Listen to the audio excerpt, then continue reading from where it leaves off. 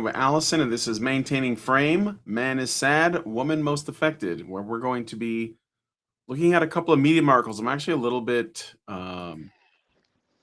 confused because I thought it was this one, but you sent me two different ones. So is it all three of them? I forgot to ask you that. Okay, all right. Let me explain the spaghetti. Also, it is man is sad, woman most offended. Oh, That was offended. yes, I think I did put that. Yeah, I did yeah. put offended. I I mean, just it's said most affected. affected, of course, The because women are also most affected. Yeah, most effective. But it's both of in these. particular, most offended just seems to be Yes. like a consistent theme with feminist writers. A man expresses some kind of emotion that isn't feminist approved.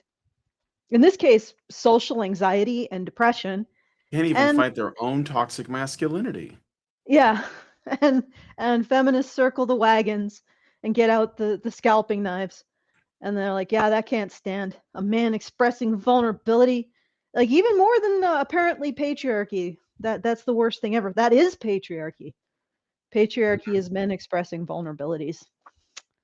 All right. Well, so I sent you a couple. There is the Grayson Ferguson original article. I am a man and I am the problem. It's up on the And screen now. yeah, and although it sounds like it's self-abasing, apparently it's not. It's actually him talking about his social anxiety and depression, his sense of loneliness, and other stuff like that. But the feminist that we were talking about on Monday came across this article and she That took would it be personally. Mashav Shalef, who hails from Tel Aviv. Yeah, she took it personally because she read that title and she thought she was in for a nice little session of watching a man flagellate himself, prostrate himself before the altar of feminism. And what she found was a guy talking about, feeling sad and lonely. And good golly, if there isn't one thing that feminists hate most, it's men feeling sad and lonely. God damn. All right, so that's what we're doing. I also sent you a third one, which I thought might be hilarious. Like it might be a nice little um, place to land after we go through all this, because it's titled "A Very Unexpected Lesson from a Very Hot Man." So I'm actually really curious, like the dynamic between this particular feminist and apparently there was a hot man that she was after, and he was not interested in her. So I'm just Mhm. curious what lesson she took from that. And but we might not get to it. We might end up having to go through too much material. And but I figured that might be a fun little concluding bit. Like Yeah. we can end on Okay. a So what are laugh. we starting with then? All right, let's go with the original article. Let's see how offensive it is.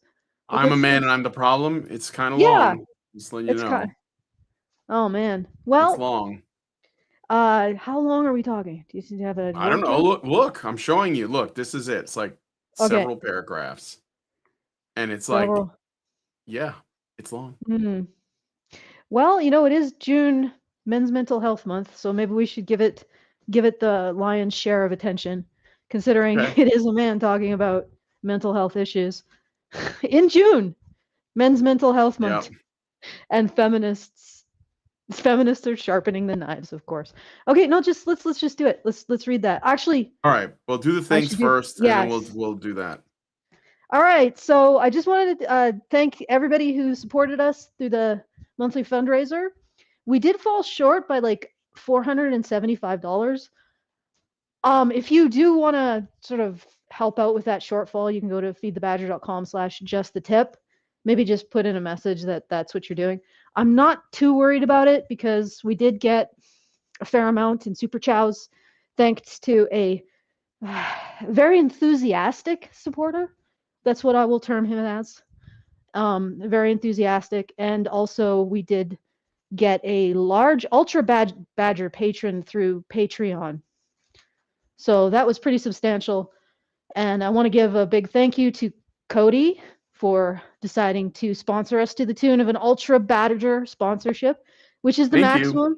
Yeah, and All but right. also I want to tell Cody, if you're listening, please put a per episode amount, like how many episodes you want to pledge for, because we don't just do monthly, we do per episode.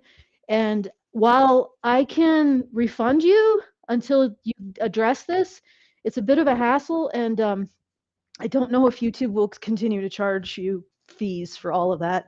So please, I sent you an email and I gave you the link to how to cap your how many episodes you want to pledge for. I'm saying this because you're pledging quite a bit, and I do not want that to hit your credit card until I know that's what you intended to do. So just if you're out there, you're listening, just deal with that. Make sure you intended to pledge for every single episode. That's quite a bit. I'm not impugning your finances, but that does make me worry. So, and again, I will try to refund it for as long as I can. But again, I don't know what Patreon, if the Patreon is going to continue to charge you fees or whatever. So consider finding that email and dealing with that. Anyway, but big thank you, regardless, to becoming an Ultra Badger. It's very much appreciated. And again, if you want to sort of fill up that $475 shortfall, go to feedthebadger.com/justthetip. You can say if that's what it's for, or, you know, just send us a message. That's good too. All right, Brian, let's, Okay. I gotta get an email thing for my stuff too. Sorry, I'm squirreling. Let's start. All right. So this is a Substack from Grayson Ferguson called "I'm a Man and I'm the Problem." I think I started this already, so maybe we can jump down a little bit. I'll start from this paragraph here. It's very like, it's very bloggy. It's kind of written, you know, in this kind of, it's not academic. It's story driven. So Not all right, concise. it's like a diary. I don't want to be seen as a creep. I just want a brief escape from the depression of life with the aid of loud explosions and an ungodly sized tub of popcorn. It takes a great deal of mental energy to convince myself to go by myself, to be amongst others. I tell myself it's better to be out than spend another night alone. But if the world sees me as a creep, as a problem, maybe it's better if I don't go. Perhaps the depressed side of my mind is right. Not wanting to be slapped with such a label is why I don't talk to women at the gym, let alone make eye contact. I look away like a nervous dog. It's one of the few places I'm excited to go each day, and a creep branding would be devastating. It's why I look at the floor when a girl with pants tight enough to spot polyps from across the room walks past. I don't want to be the problem. What? Oh, good Lord. That's like the least appetizing description of it. Well, it is the way women dress. Well, you could always do this kind of I don't know, a neg. Just walk up to her and give her a card to a proctologist. Here. I think that'll get you kicked out of the gym. Yes.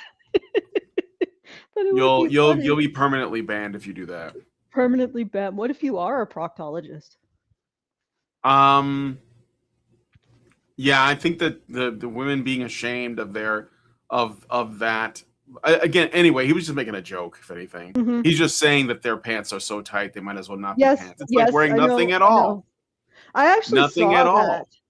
I actually saw that. Like the last time I went to a gym was like early 2000s, and it's not because I don't do anything. It's because we don't really have a gym where I am.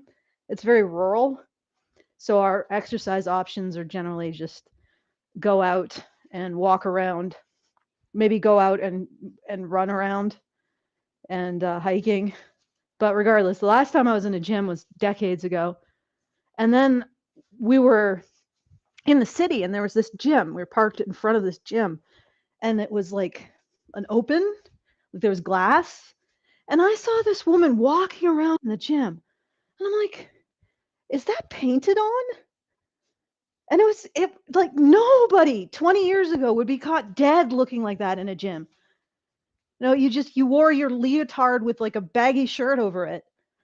Like, and it was, I'm like, put something on. I think they're wearing less now than they did back then. I mean, even if they have no business doing that, because I go to the gym twice a week with Lindsay, right? Mm-hmm. And Yeah, I mean, they wear less than that.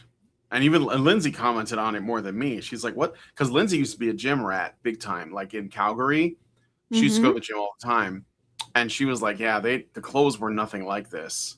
So, No, you just wore and I think that something. it is just like because of things like social media. Women will go to the gym, they'll set up a tripod in their phone, they'll they'll get on the good girl, bad girl machines.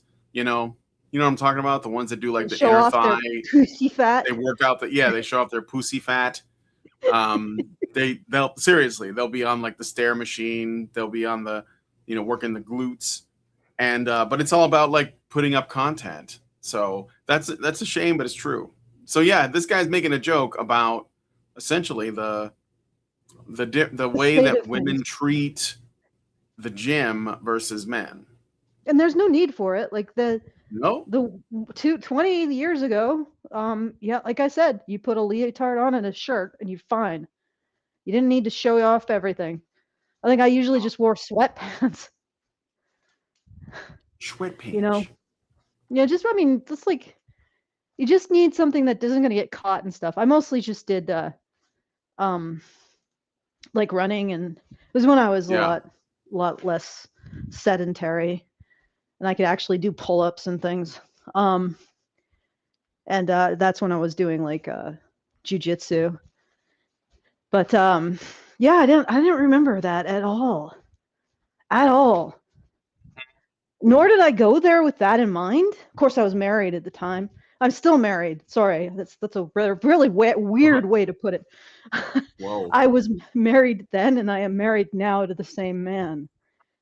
Um, and I wasn't looking for anything, so maybe that's part of it. But yeah, it never even Well, occurred to me. again, yeah, I'm not sure that women are at the gym looking for anything except attention. Like they're looking to be validated. They want an excuse to like Oxytocin post on points. social media, look at these creeps, right? But it's all just to humble brag, you know.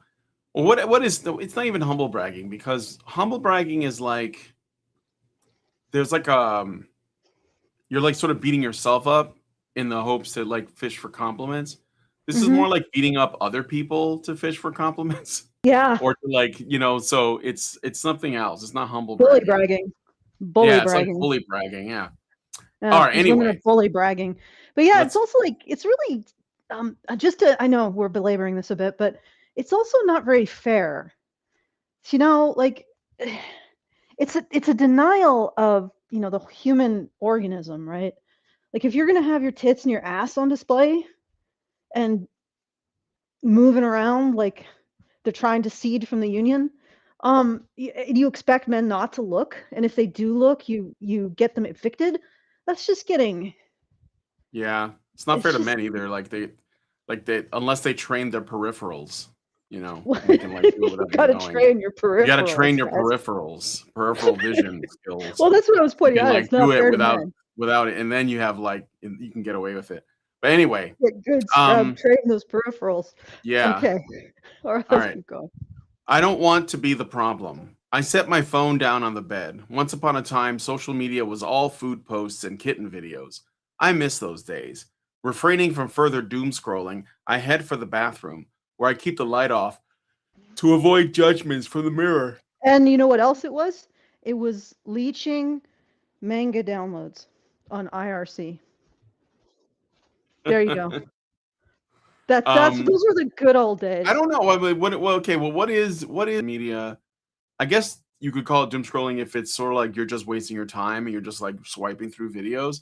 But I normally come across fun stuff like guys doing like celebrity impressions, that are really funny, and like Shane Gillis clips. I like that stuff. Or, meme videos from video games that I've streamed on my channel, like Half-Life and Fallout. That's what I Mm, see. I mean, I don't know. yeah, I don't see a lot of like whatever, like the doomer content, and that's crazy because I work at this channel. So yeah. We're not doomers. I don't no, think so. no, I don't. Well, I don't know. Sometimes I wonder. I'm trying not to be, but I don't sometimes I think I wonder. don't think being honest about what the problem is dooming. No, it's not really the talking about the problem. It's people's reaction to the information. Yeah, I know. People are like, "Oh, this stuff is so sad or so stressful." It's like, but it is what it is, right? And to understand what's actually going on, I find it a relief, clarity.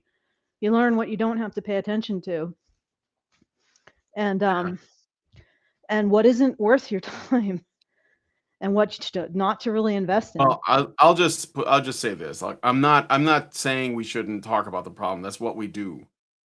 Mhm. But there, I think that people can be very demoralized. I'm not blaming it on us, but like, it's the state of things. But I Mhm. think that we need to people need to figure out a better way to exist, because I think that the doomerism and the nihilism is actually the goal of our Yep. enemies. It's That's to what I'm saturate saying. people with Like we're cortisol. giving them what they want when we basically engage in that. Like this Well, guy here in this mhm. blog is talking about how, and I'm not pretending like he's not experiencing depression or loneliness, but the thing is, if he like gives into that, then they win. That's what I'm saying. So you have to do something. Um anyway, I got a super chow You from heard it here. Brian says yeah. the way to get away from doomerism is not let the fuckers win. Don't let them win. Deny them that for that satisfaction alone. Mm. Dark Kikimora says for $5 a super chow. Allison, can you play my video from a few days ago? Maybe at the end. I'm not trying to make money. I just want to help boys and parents and Okay, spread the I word. gotta stop the video thing. All right, we can't play videos on a video. So if you're gonna send a video, it'll just show up in the super chat channel, and anybody who's on the Discord can watch it. It's getting a little crazy. All right. And it's an issue of the tragedy of the commons. I can only imagine the floodgates we would open. Well, maybe not the trickle gates, but it would be a lot of weird stuff. So, Yeah. all right, let's All let's right. Let's keep going. So the judgmental voices in my head are more than enough. Depression comes and goes, like the peaks and valleys of erratic sound waves. It would be nice if there were non-drug ways to equalize it, but other than sleep and bouts of masturbation to briefly flood my brain with happy chemicals, I have yet to discover a suitable method. There are some really terrible men out there. That's what my computer tells me as I sit down for work. I don't need the headline, I know it. I've met some of them. As the lone brother of two sisters, I found it my sworn creed to protect them from such vile humans. It's never-ending tour of duty. But now, despite the years of service to the women in my family, I'm also lumped in with the worst of the worst. Well, I hate to tell you this, bro, but I think you did that to yourself. Like, I get that you want to protect the people closest to you from other people, but you understand that your assumptions right there, there's a lot baked into that paragraph. Like, you're still trying to separate yourself from other men. You're still trying to say, well, I can understand why other guys are getting shit, but I don't know why I'm getting shit. I look out for my sisters. I was good. I was a good one, but it didn't help. Yes, you got lumped in. Guess what? Because you are the worst of the worst, according to these people. We're all the worst of the worst. It was always that. And you fell for it because you wanted to be on top in some way. Oh man. Yeah. So anyway, I don't know if you want to say anything no, to no, that, if yeah, I just you're need to keep right. going. You get sucked into the ego supply of being not like the other men, which is like the easiest way to develop a sense of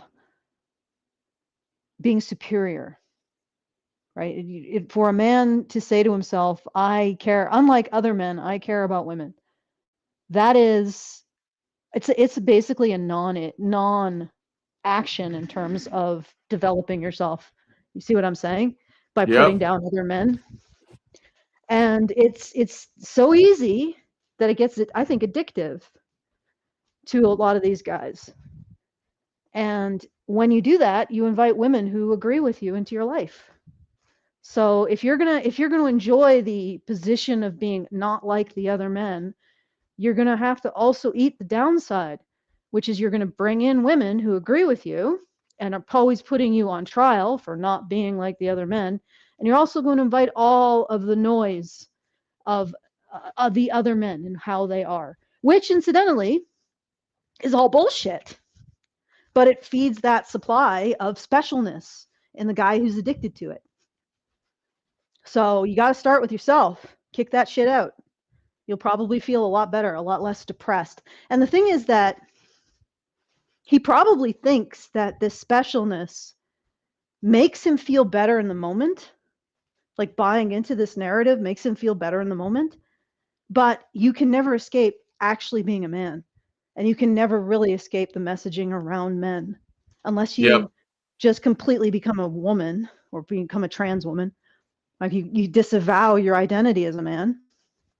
So you're exchanging these momentary hits of specialness for constant grind of being told you're the problem. It's not a good trade. So just kick it all out. As Tom Golden says, men are good. You know, and as I say, men are the solution. I'm going to say it. I'm going to put it right out there. Like you talk about, you know, where I guess doomerism. The thing is that for me, the fact that our institutions are failing us all on a fundamental level, that's just fact. Like we can look at it and it's everywhere. And I can tell you, I've gone through multiple different instances of institutional lying and failure in terms of maintaining its expected output, like Boeing, naval procurement, BP, the Deepwater Horizon accident, like it's over and on and on and on. The lies, the denial of what you're there to do, like the publishing industry, not creating product that anybody wants, and then pretending like there are sales in Estonia that make up for the fact that nobody's buying in the US. Like this constant drumbeat of failure of our institutions. And yeah, I guess that's doomerism, except in my opinion, the solution comes from men. You know, once there's a terminal failure, a terminal cascade, men are just going to pick up the shovels and fix it. You know, they're going to do the thing that they do on Bear Gillis Island, the survivors. They're going to build the Grills. Bear Grylls, yeah. They're going to build their Rousseau, the family Rousseau, like bamboo infrastructure. You know, that's what's going to happen. And so the ultimate, I mean, yeah, everything is sort of crap, but the solution comes down to all of us, right? All of us on the ground floor, we are the solution. And for me, that's uplifting, right? Anyway, let's continue. All right. So, half of my social feeds are about the treachery of all men, of why men date certain people and how men act a specific way. On occasion, I'll read one. I learned that I don't like dating women in the US because I can't pull the wool over their eyes anymore. I always figured it was because I moved away or because 2 of my last 3 dates in the States ghosted me at PF Chang's. Few things are as embarrassing as a server taking away the empty chair you promised would be filled and giving it to another table, the wooden legs dragging on stone to draw further attention. Thank God the article educated me as being at fault because I had sworn off the local dating scene and the restaurant chain. At long last, I can finally eat their dynamite shrimp again. It's not to say the men the authors refer to aren't bad. The amalgam of toxic masculinity created in the stories is obviously the worst of the worst, and even the fragments of experience used to No create the such thing as umbrella. toxic masculinity. Yeah, I just want to put yeah. that out there. We're not accepting that concept here, No, no, especially no. Of not from course not. people. No, Not this from this people who guy. can't identify a single bit of positive masculinity. Yeah, They just mean all masculinity. Go ahead, Brian. Sorry. yeah. No, it's okay. And even the fragments of experience used to create the umbrella definition of unobjectionable of objectionable men. He said "ub" with a U. That's misspelling. Objectionable men demonstrate how abominable some males are. I just can't relate. As the first person to overtly judge myself, I don't see myself in much of what they say. So I see this guy's problem. He's a male feminist. Like, Yeah. that's what I'm getting from this right off the bat. He's a male feminist, and his male feminism has not rewarded him. I'm guessing. He used the term toxic masculinity. He talks about how awful other men are. He was raised around women. There's no way that that's not what this guy is. Mm-hmm. Although And he he's just adding doesn't, he just feels like he's like in the AoE damage of like the all man blaming. He's like in the area of effect, and he's like, "Well, Yeah. wait a minute. That's like friendly fire. I'm with you guys. Why are you attacking me?" Yeah. Although honestly, I have said in the past, because I've seen this happen on Twitter, and there was this guy who was some feminist said, I don't even like it when men congratulate themselves on being feminist allies and doing everything we say. There should be no sense of self-congratulation for doing the bare minimum. And this guy had the incredible audacity to say, hey, I agree.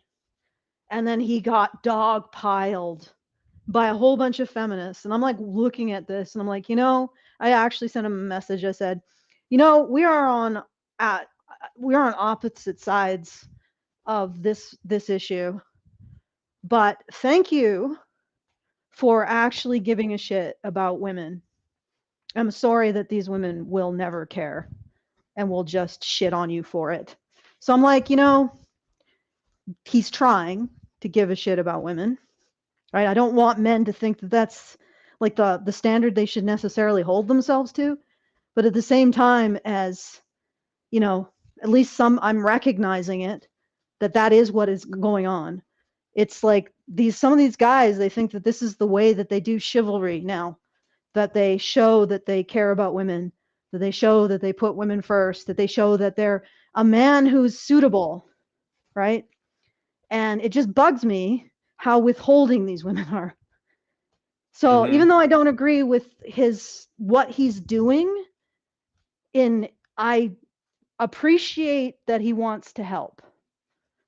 That makes sense. And I'm really freaking tired of the beating down on men.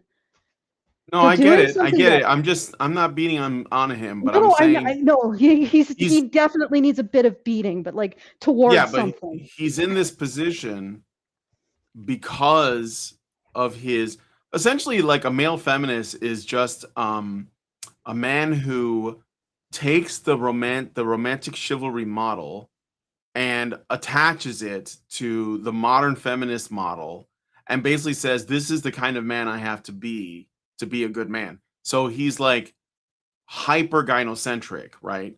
But also self-flagellating, thinks lowly of himself at the same time. So it's worse than the average kind of like gynocentric, where you just like are again seeing women as the prize and as the thing that men have to earn and work for and kneel before and stuff like that. But for these guys, like they don't even like they're also kind of attacking the men that are their peers, but they're still operating within the framework. I don't know if you know what I'm saying. I'm not saying this because I want to attack this guy. I'm saying that this is the cause of his pain. This is the cause of his suffering. It's basically self-inflicted, really, because if he could like shake that off, he could stop giving a fuck what women think and just like live his life, right? Whether they're there or not. But like all of this, I'm guessing this whole thing is being written because he cares too much about what women think.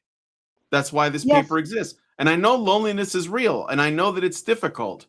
I'm not being dismissive of that, but I'm saying this is where it comes from, in my opinion. Yeah, or just be really more discerning about what women's, the opinions, the women who he feels like their opinion of him is important. Although it might be difficult because it doesn't sound like he has any woman in his life whose opinion is worth a damn. Yeah, exactly. And yet he's still trying to find a way, because I mean, like this post or whatever is, I think, a desire to reach out to someone. Yeah.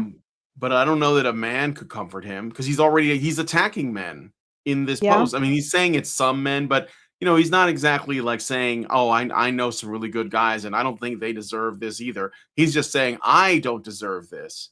I know bad men, but I'm not one of those," right? So it's Yeah. not like he's not defending men; he's defending himself.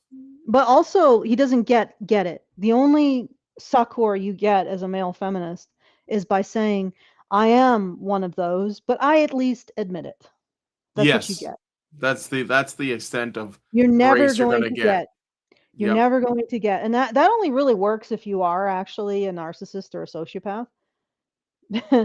If you are a normal human being or a normal man who's been raised in this society and has been had since he was a child, has his natural masculine orientation, being called being a defective girl, and had feminist pedagogy attempt to beat it out of him until he tries to do the female thing and try to get validation from the social web.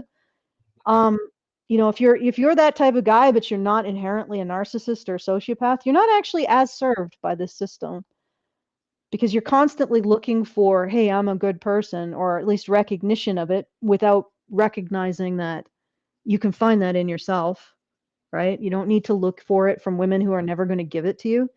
Um, and the fact that you do not identify with evil men would suggest that you might not be yourself somebody who does these things.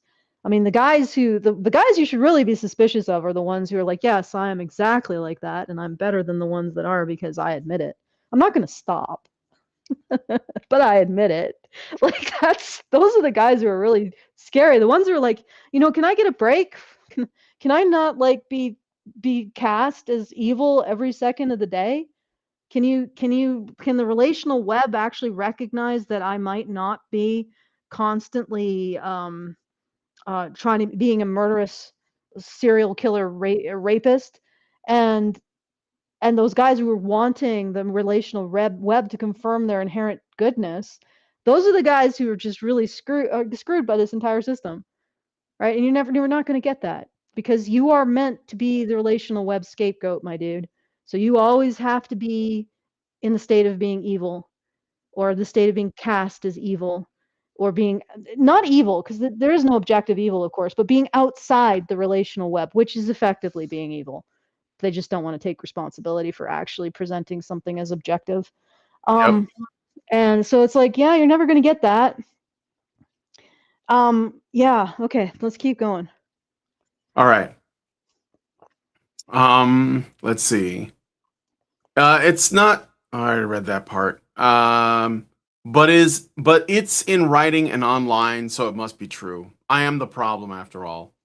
One story blamed all men for other men sexually abusing women. The fault of one is the fault of all. If a friend of mine ever did such a thing, we would no longer be friends. I'd hold him accountable, though my nearest friend is 5,000 miles away, so I'm not sure how much good that would do. Well, dude, you need to like find some friends closer to than 5,000 miles. Like go touch grass, get out of the house, stop living online. I don't know. It kind of annoys me that people are like, my friends are far away. Well, go out there and make some. Meet some dudes. Go to a bowling alley or a bar or a library or something. I don't know. Stop going to the movies by yourself. Talk to the guy at work. I don't know. Do something. I'm sorry. It's not No, it's something you fine. can't change. Yeah, well, not unless he like gets out of feminism, because the Yeah. thing is that within the feminist framework, he's going to think validation from the social web is the only way that he's going to get a sense of himself. And this is the thing, like, this is what they're doing to boys. They're taking that kind of boyish testing themselves against the environment and learning who they are through that process of feedback, and finding things you can fail at and then mastering them, that kind of thing. Yeah. And that's where you take your identity from. And they've replaced it with this dude who's trying to take an identity from his position within the feminist relational web. And it's like, that is a fool's errand, sir. That is, don't do that. Because that's never going to happen for you. Never. You don't beseech these appalling harpies for anything. Yep. Like, just get out. Just walk out backwards. With Sting out, glowing blue. All right. Okay, let's go. So, let's see. Years earlier, a woman I just met on a dating app and never in person invited herself over. It didn't take long for her to become handsy and insist we move to the bedroom. But the removal of shirts and pants took with them her defenses, and under the cover of darkened sheets, she broke down. She'd recently been sexually assaulted. She confided, and she just wanted an intimate moment to cover up her last experience. So when someone touched or kissed her, whatever that other man had done wouldn't be the first thing, the most recent thing she thought of. In a strange way, I was honored she felt comfortable enough for me to be that person. We didn't do anything that night. She fell asleep crying in my arms. I didn't know her last name. Dude, she's got baggage. I don't know. Somebody in the chat said nobody makes friends like that nowadays. I promise you, if I can figure out what this guy is into, I can lay out a very simple plan for him to make some friends. I can lay it out in the vicinity, and the technology that we have will actually make that easier for him.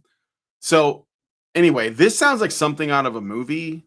This chick coming over, and the thing is, he is feeling bad. She was the one looking to get laid, and she was the one who ended up changing her mind. But he's the one that's sort of like in this, oh, I felt honored that she was comfortable enough for me to be that. No, dude, she was a whack job, and you're lucky that it didn't, because if you would have done something with her, that could have made things a lot worse, because you might have gotten attached emotionally, caught feelings for someone who was not emotionally available. What you should have done was not taken that step, especially because you didn't know her last name. Just talk to her, get to know this person, and then like say, hey, let's hang out again. To take it slow, Mm-hmm. But I mean, whatever. Just saying, Yeah. that's what I would do. Well, he has no sense of his own vulnerability in all of this. Yeah, he doesn't have boundaries for himself. No, he doesn't have boundaries for himself, which is not a surprise because he is a feminist man. And it's not like you. The thing is that even when I'm reading stuff from like the noir from like the 30s and 40s, there is this kind of undercurrent of men feeling like they aren't really men unless they're taking care of or protecting something, unless they're predatory, in which case, right. It's noir. It's like looking at the dark side of humanity. But the ones who are, more like a positive protagonist who's maybe being sucked into something over his head, there is that kind of, they want to protect and provide, and it is actually simultaneously the way that they're made vulnerable over and over again in a lot of cases, because they end up protecting and providing for the wrong woman, or doing it in a way that ends up destroying themselves. And sometimes they escape, like the Maltese Falcon. He put his bond with his partner over the femme fatale, running away with her. So he had to uphold the honor of the private dick over, his dick. That's like one guy escaping that and realizing it's probably not worth it, but it was a huge cost. And then I think Double Indemnity also sort of ends that way, to have to relook at it again. But still, there's that kind of inherent quality in men that they see themselves in terms of protecting and providing for others. And that's sort of what this guy is doing. And the irony is that his feminist belief systems doesn't allow him to recognize that about himself. So that means has no way of setting up boundaries around it. Like a man who would be careful and be like, yeah, I could, like Brian said, I could catch feelings. I could be hurt by this woman. So I have the right to kind of vet her and see if she's somebody that's worth investing in. And of course, there's all of the articles now from women that say a man who is quote unquote standoffish and doesn't instantly jump in your lap and love bomb you is somehow a red flag. Yeah. And they wonder why they're all dating narcissists. Like, and again, it's because the man who's standoffish, or at least reserved, knows he's got something on. He's got something to lose. He's got some skin in the game. A narcissist and a sociopath don't. Their skin in the game is your skin. You know? And guys like this, who are not naturally narcissistic or sociopathic, those are the guys who are really, winning big in all of this.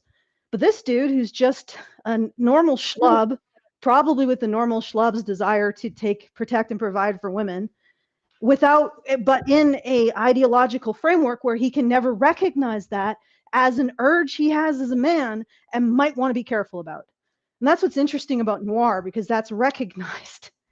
And there are like cautionary tale after cautionary tale after cautionary tale of men getting taken advantage of just that way. And that's gone from our storytelling now. So yeah, Yep. so he needs to set, like you said, Brian, he needs to set boundaries, but he can't because he's a feminist man. Okay. Okay. I hear you typing Let's furiously. see. I'm sorry. I'm looking at the chat too.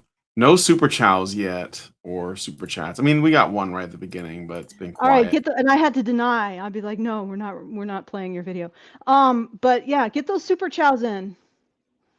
All right. Thank you. Hello Royalty has a name. All right. So let's see. I gotta greet the people in the vertical chat because of the way the I checked it out, and when you're on a phone, you come across a vertical video. There's like, you can't see the chat first, and you have to hit like a say hello button. That shows that you're interested in what we have to say. So we should probably say hello back. So hello Royalty has a name. All right. Anyway, back to the article. The articles say, I'm responsible for what happened to her. I don't know what more I could have done. There are bad men out there. Truly, I wish I could do more, but I do what I can. Just some mornings, it's hard to wake up and be lumped in with them, to be told that I'm no better, that I'm the problem. You see where this is going? Moving around between cities and countries, I don't always know many people in my area. In Malta, where I currently live, my three-legged dog has more extremities than I have connections. However, I know one man. He's from Turkey, and we go to the same gym. He's the guy who's always there, no matter what time of day or night you arrive. He greets you with a smile and a handshake and a pat on the back. He's the first to compliment others, no matter what they're doing. Fucking Chad Turkish guy. I just had a picture of the Giga Chad meme. He's got like he's just patting guys on the back saying, man, you do good. How much you lift today? So I have a solution right off the bat. Okay, for this guy's problem. Find out if your gym has some kind of like events, or maybe they have like social media where other people gather, a Facebook page, a Discord server. Get on those spaces and then see what other people are doing and try to like do stuff with them. If the only thing that you do with your spare time is go to the gym, then make that a place where you can like link up with other dudes, maybe dudes that like can help you out with like your workout routine or whatever. And that's just a really simple starting point, right? So right off the bat, that's how you do it.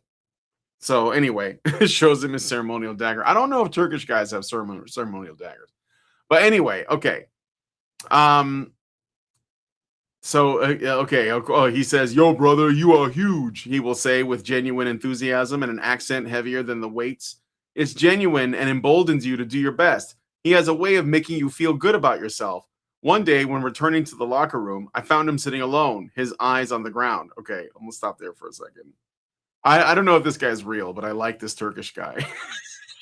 Finally, somebody uplifting. Root for.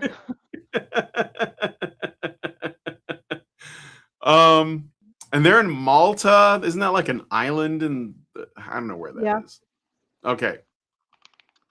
Anyway, his eyes were on the ground. How's it going? I asked. He looked to me with a masked smile that could rob a bank. His eyes gave him away. After a beat, the smile cracked. Depression is real, brother. It is hard. His eyes sank to the floor. Then, as if out of instinct, he sat upright with a genuine smile back on his face. But you must keep going, am I right? Dude, Is this guy real? I mean, look, that's be this guy's friend. Is what I'm saying, right? Yeah. Anyway, it's the exact opposite of what the women I've met in Malta have said to me. Everything is so easy for me here, two different dates said, as if reading from the same cue cards. It is so easy to make friends. Each of the dates were the kind where you can't get a word in. You have to wait for them to take a breath to add anything. I thank both for fine evenings, though did not meet up again. I like being part of the conversation, not a spectator. Oh, a Is a solo boundary. dinner? Oh, go ahead, Allison. I'm sorry. I said, ooh, a boundary. Yeah. Although a strange one. Like this is like I want more attention from my date. That's okay, that's a little bit odd for a man, but okay. Yeah. Let's keep going. Is a solo dinner where I'll be alone in my thoughts worse than a dinner with a one-sided conversationalist where I'll be alone in theirs? Sometimes it feels like we're all in entirely different worlds. Admittedly, I wished I could relate with how easy those women made friends. I find it difficult to make friends. Thought maybe some of that is because I'm afraid of what the world might think of me when I'm at a restaurant or movie or gym alone. Okay. Could my Turkish? Yeah, it's a weird sentence. Oh, When I'm in yeah, a that restaurant, okay, go ahead. I just want to say this is definitely feminist infection. Like this is and the thing is that it's in his thinking too. You notice how everything in this is about how other people see him, where he is in the relational web. That's an imported framework, right? That's probably one of the reasons why it's reading weird. I think that maybe that you get that sense, Brian. Yeah, It's because he's thinking in a very feminine way, and I don't think it's healthy for him. Like whatever he's doing, I think I think just getting off and trying to survive on an island would really help clarify his thinking for him, or just going into the woods or something. Then he probably isn't the type of person or man who would do that. But yeah, it's he's not taking an identity from meeting the world and making something of it. He's taking an identity from what people think of him in the relational web.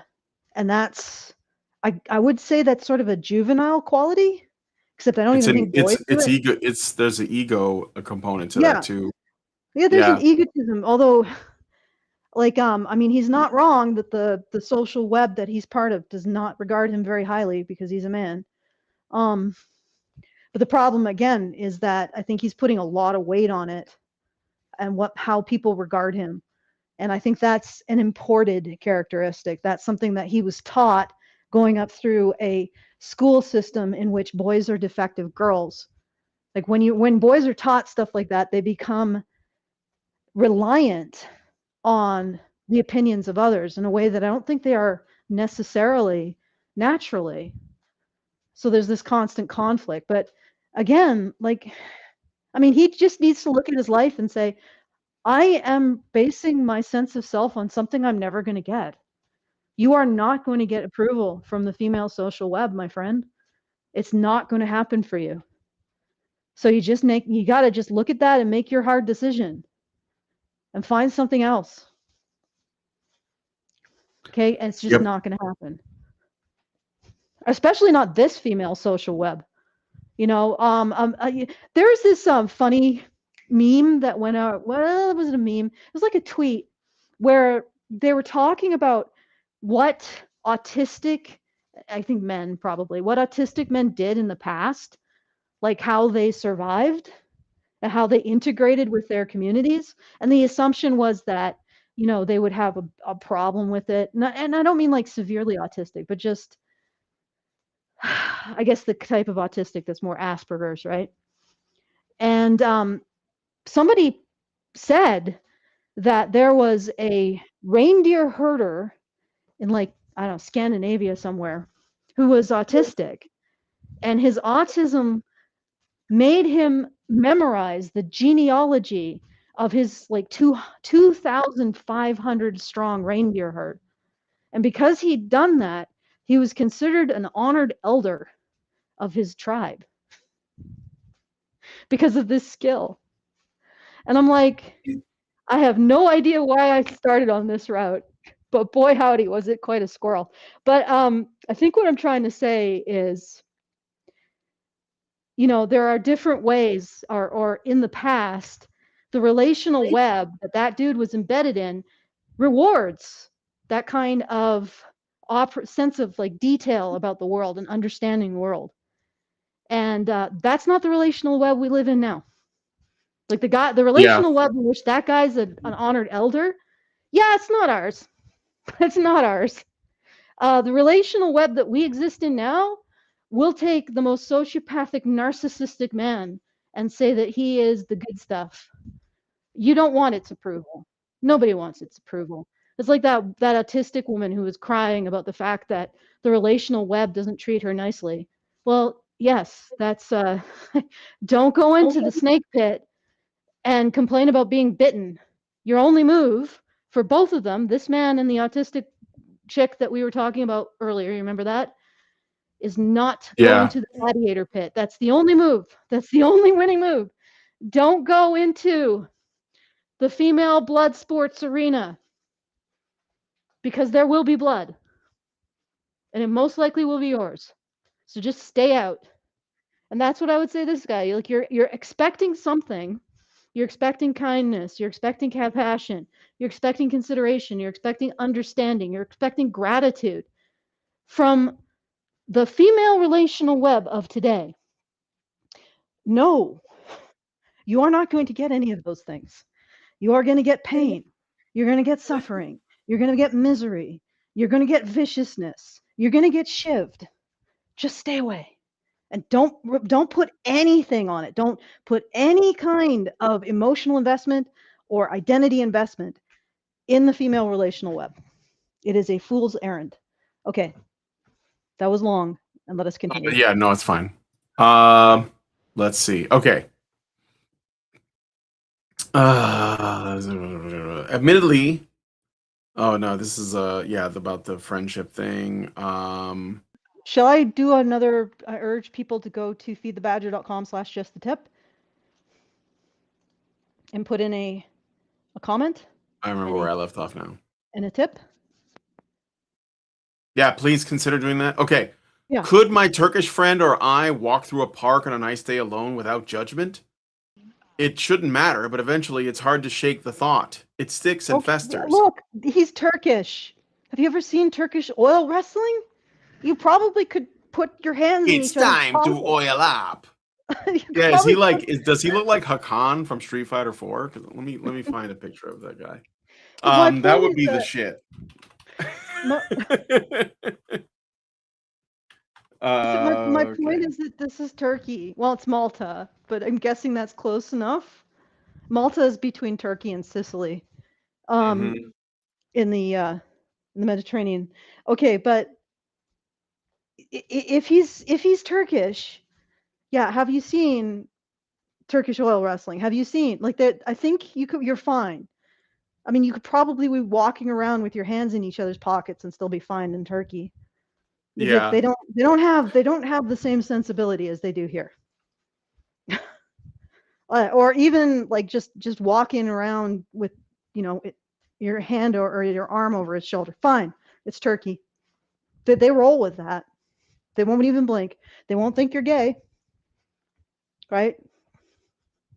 Like Turkish oil wrestling is the most non-gay. I know. I knew a Turkish guy. I used to work with him. He's a good dude. Can't remember his name now. It was very strange.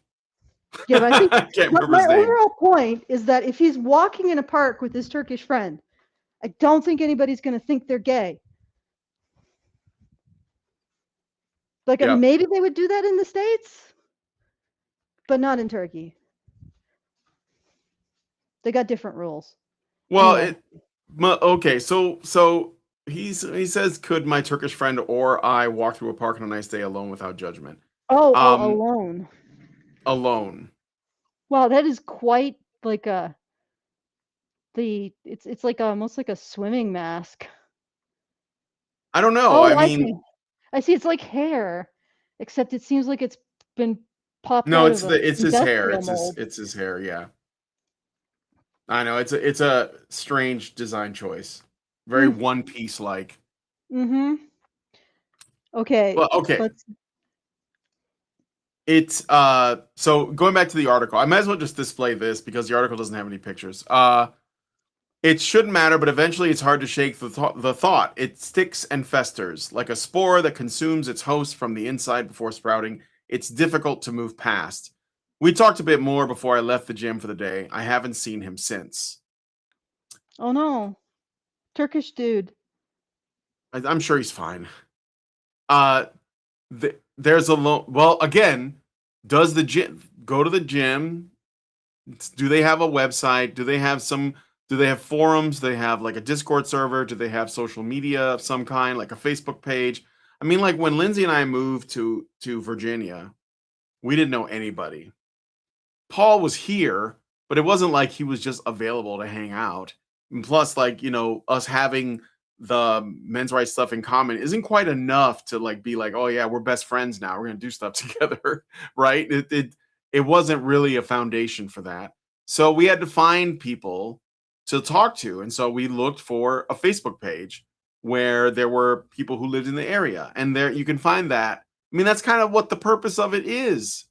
And when I wanted to because I do board gaming and tabletop gaming, or I used to, I went to the local game shop and they had a Discord server. There's a couple of them around here. And so I went to the Discord server and I talked to people and I coordinated with them there and I hung out with them a couple of times. So it's not like you can't do it, without, and that's like barring, going to church and meeting people there. But if you're not a church person and you don't want to do that, those are still options. So this guy could literally just be like, does the gym have a website? Probably does.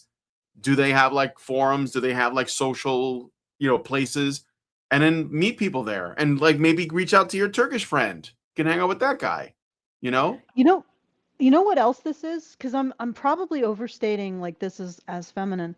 This is actually the intersection between being taught to attend to the relational web primarily as a boy, because you're taught that you're a defective girl, and then you have to learn to seek approval within the adult female relational web of the feminist teachers that are abusing you. But Yeah. it's like this intersection between that and the fact that men do a lot of like monitoring, like self-monitoring, and it's even like or even monitoring of the environment and themselves as threat, and any kind of environmental threat to anybody who's underneath their protection. Then I'm saying this based on my analysis of like cognitive modalities and how male writers describe the process of thinking. So I'm not just coming from nowhere with this. And it's something I've observed in men that I talk to, is that there's a lot of, am I a threat? Am I a problem? Is my action, or even more importantly, my inaction, going to cause something to go wrong? And so there's this kind of thread, this custodial monitoring that's going on. And what you see with this guy is a combination of constantly trying to find himself in a coordinate in the social web, interposed with like men's tendency to custodially monitor with no termination point, because the custodial monitoring usually ends in something physical. Okay, so the environment is unsafe in these ways, or it is safe, or no, I'm not a problem, or something. It's just like there's some kind of termination point, at least at that moment, or at least it makes sense. But this has become almost like his narrative of a justification for the web's condemnation of him. So it's like he's constantly in this loop of monitoring, except it's directed towards the web instead of anything concrete. You get what I'm saying? Yeah. And it's like, it's no wonder guys are committing suicide. Good Lord. This is very bad. Like this dude has really been abused by the system. And yeah, I know it's sort of egotistical, but at the same time, this is what he's been taught to do. This is what he's been taught to turn his own custodial monitoring to doing, is constantly monitoring his position in the web. I don't think women are quite this obsessive about it. Like maybe, but not. Like I said, it's like this intersection between what men do natively and then having it turned towards something that they can't resolve in the same way that women do. So it's like this endless self-destructive loop. Okay. Yep. I may not All have right. said anything that makes any sense, but I'll put it out there anyway. Perhaps you can excavate something. All right. All right. So, yeah, I can't speak for others, but if they're like me, they stay inside, away from the world. They don't want to be the problem. I saw a Ooh. video of a woman laughing at a lonely man. She said the epidemic was a myth, that if they're lonely, it's their own fault. In a way, she might be right, in that they let the words of others influence them into being lonely. I say What? that because I live it. So he's basically saying she might be right because I'm doing this.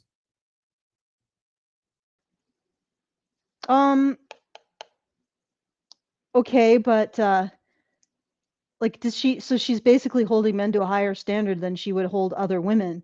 Like if women can be destroyed by the word, I don't know, fireman or other stuff like that, like then how can, like, do you see what I'm saying? Like she's saying men have to be held to a higher standard of being indifferent to other people's opinion. But women, of course, can be destroyed by the opinions of others and controlled in ways that she would Yeah. never allow that the opinion of others control men. Right? So she's basically saying that a man, your locus of control is internal because you're a man. My locus of control is external because I'm a woman. And because your locus of control is internal as a man, you should be able to overcome things that I cannot. But if you were ever to tell me that you are held to higher expectations as a man and thus have developed greater coping skills, I would call that misogyny. It's like, oh, people are funny. Okay, let's Okay. keep going. So I think many men like being problem solvers. They want to fix things. They don't want to be the problem. It's better Yep, to be lonely than to be the problem. yep, he's right. Yeah, I knew that there was a man somewhere in there. Yep. But the videos say it's a myth. The tens of thousands of likes and the hundreds of comments championing the thought give it further credence. If a man is single without children in his 40s, one woman with a substantial following begins, you have to wonder what's wrong. Okay, let me read this again because I read it wrong. If a man is single without children in his 40s, one woman with a substantial following begins, you have to wonder what's wrong with him. I'm single and childless in my 40s. I was briefly married, but then my then significant other decided I didn't need my heart or my dignity as she slept with others. I guess that might be what's wrong with me, or at least one of the bullet points. So you're blaming yourself for your wife being a piece of shit? Now you're back at the not like No, what the I think he hell? might be doing the female thing and saying, I can't be responsible for this. And he's right. He's not. And maybe he's doing it so he doesn't have to take responsibility for something else. Although, like, again, we go back to why are you expecting this from the relational web? That vituperative bitch doesn't describe your life. She doesn't describe any man's life. Like, honestly, a man could get to the age of 40 with no relationship and no kids with nothing wrong with him. Right? And that's simply because he's invisible to most women. You know, there might be other factors involved. And part of the reason of that is, again, it's just, I mean, I think that this is bigger. And I know that people will say, oh, you're taking the responsibility out of men's hands, or it makes, you know, you've learned helplessness. But when I look at the course of human history, this seems to be a reoccurring problem. And the reoccurring problem, which is, you can actually see it in, for example, the Talmud, which I know it's a religious document, but it's also the document of a group of people who survived the end of the Bronze Age. Right? They were a culture that managed to survive the social destruction that, you know, it destroyed. Well, it definitely put a dent in the Egyptian empire. It destroyed empires around, like, I'm blanking on names. I apologize, guys. But Oh, you're fine. general destruction of empires at that time. And this was a cultural group that survived. And that is going to cause an imprint on the things they transmit generation after generation after generation, and the stories that they tell. And you can see right in those stories that they recognize a failure mode, and the failure mode is eerie in its similarity to what we're seeing today. And that failure mode is Lilith. And yes, I know that Lilith was originally just a name of a demon, or put on wards to prevent like miscarriage and kids dying in infancy and all that kind of stuff. And then it was also like ended up being like a body folk tale.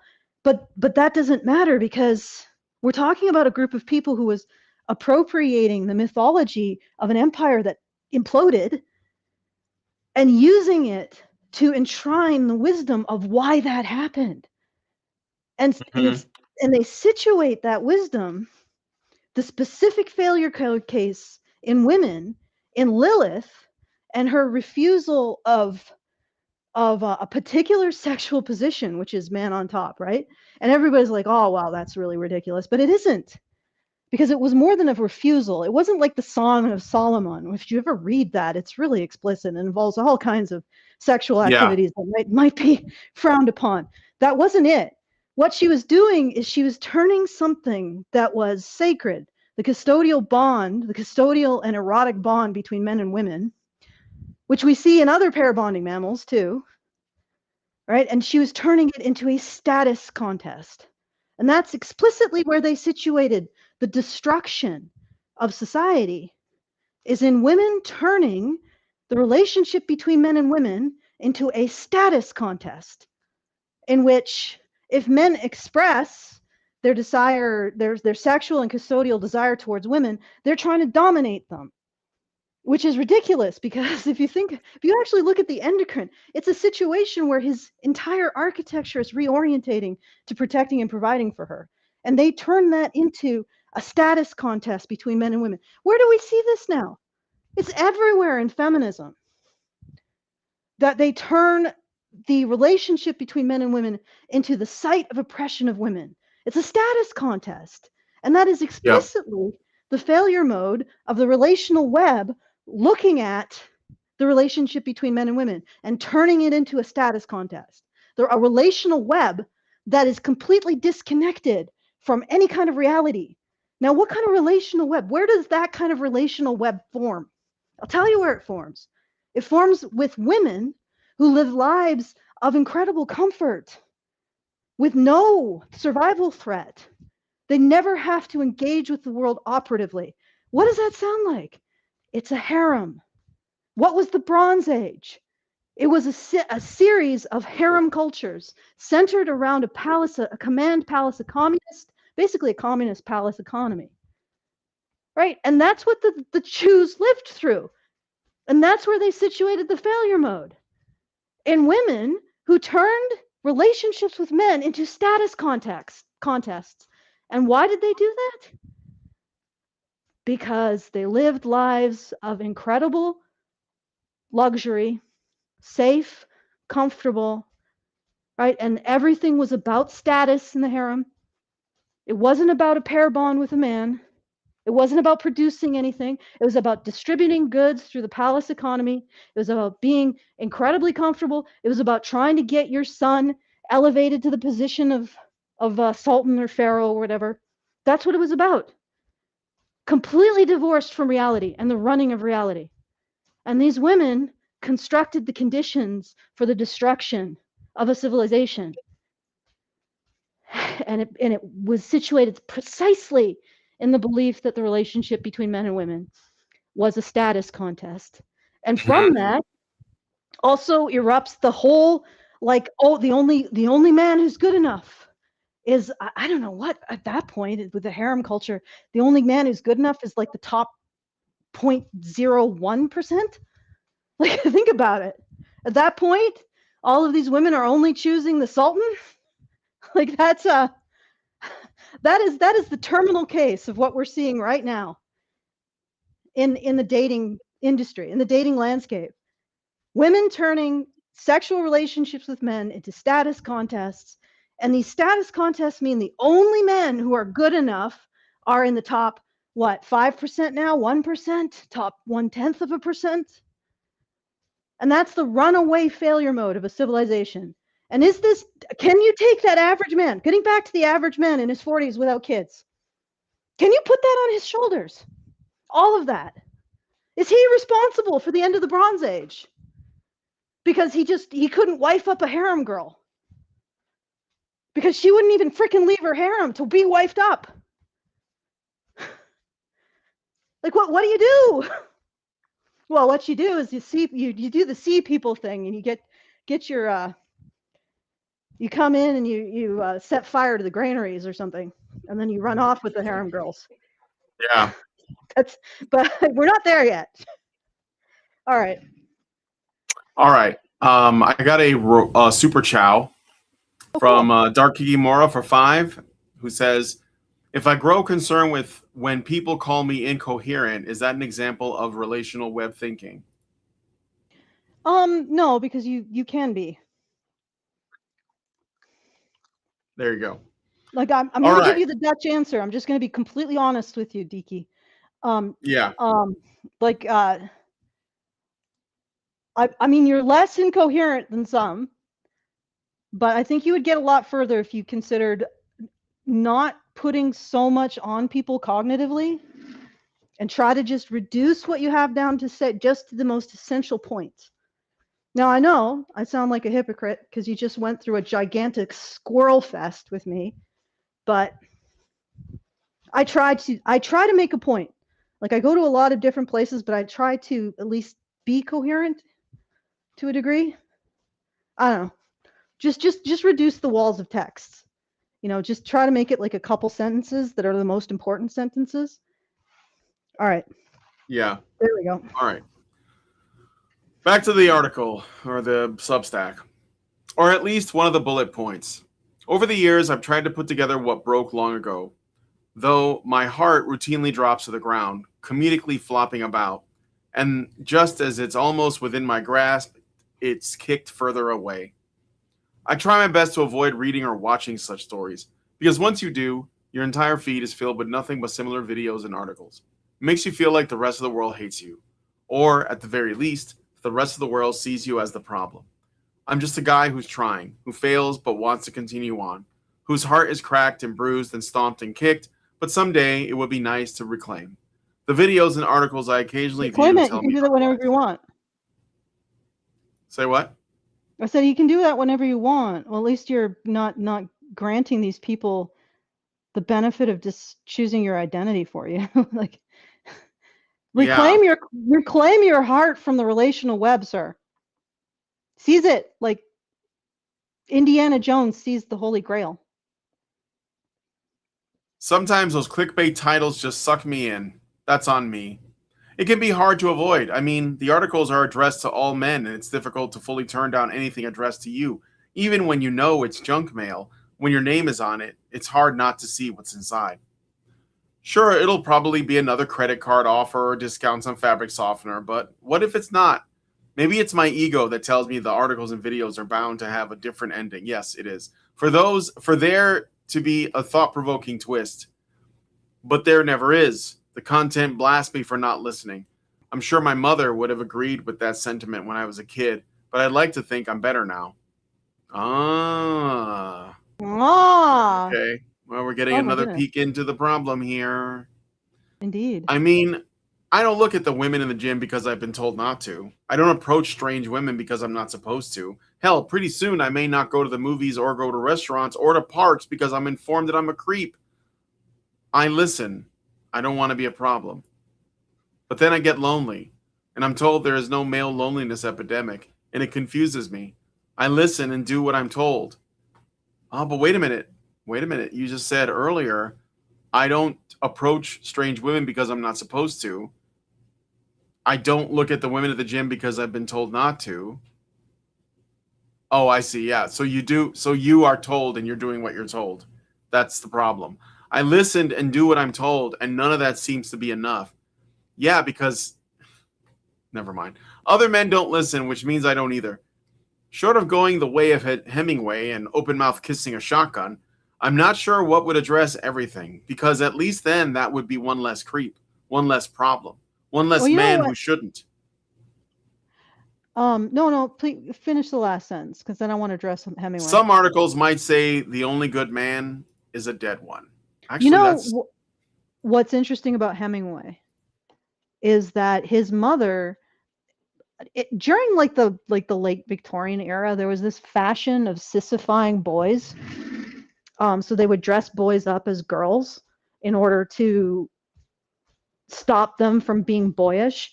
So this whole yeah. kind of behavior is not unique to feminists.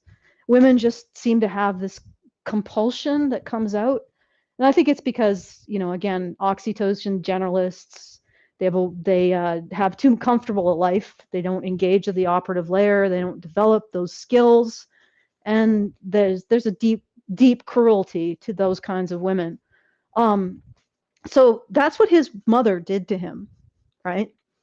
And then after he'd gone to the war, although he wasn't involved like in the worst of it, she would manipulate and shame him based on the manhood that she attempted to stop him from developing when he was a kid by dressing him up as a girl, right? So the fact that this guy was screwed up, it's sort of understandable. It seems like this dude might be in a similar situation, because this is what's so egregious about this whole thing. These feminists will kneecap boys developing the skills necessary for manhood, or developing who they are as men, developing their masculinity, and insist that they supplicate to the relational web and think in those terms, and then turn around and implicitly expect them to live up to these standards of manhood. Like that woman who says, well, you shouldn't care what other people think. So they deliberately inculcate in boys that they care about what other people think, that they not develop an identity through testing themselves against the world, that they sissify them. And then when they grow up and they have any kind of need, they insist that they act according to the stoicism and eating the risk and not being a burden of manhood, putting other people first, protecting and providing for others, the very manhood that these women have kneecapped them developing them. You see what I'm saying? Yeah. And then we wonder why men have a loneliness epidemic or are struggling. It's obvious to me. And the irony is that I think that it's going to get worse. Like for men who are part of the intelligentsia, which I think he probably is, right?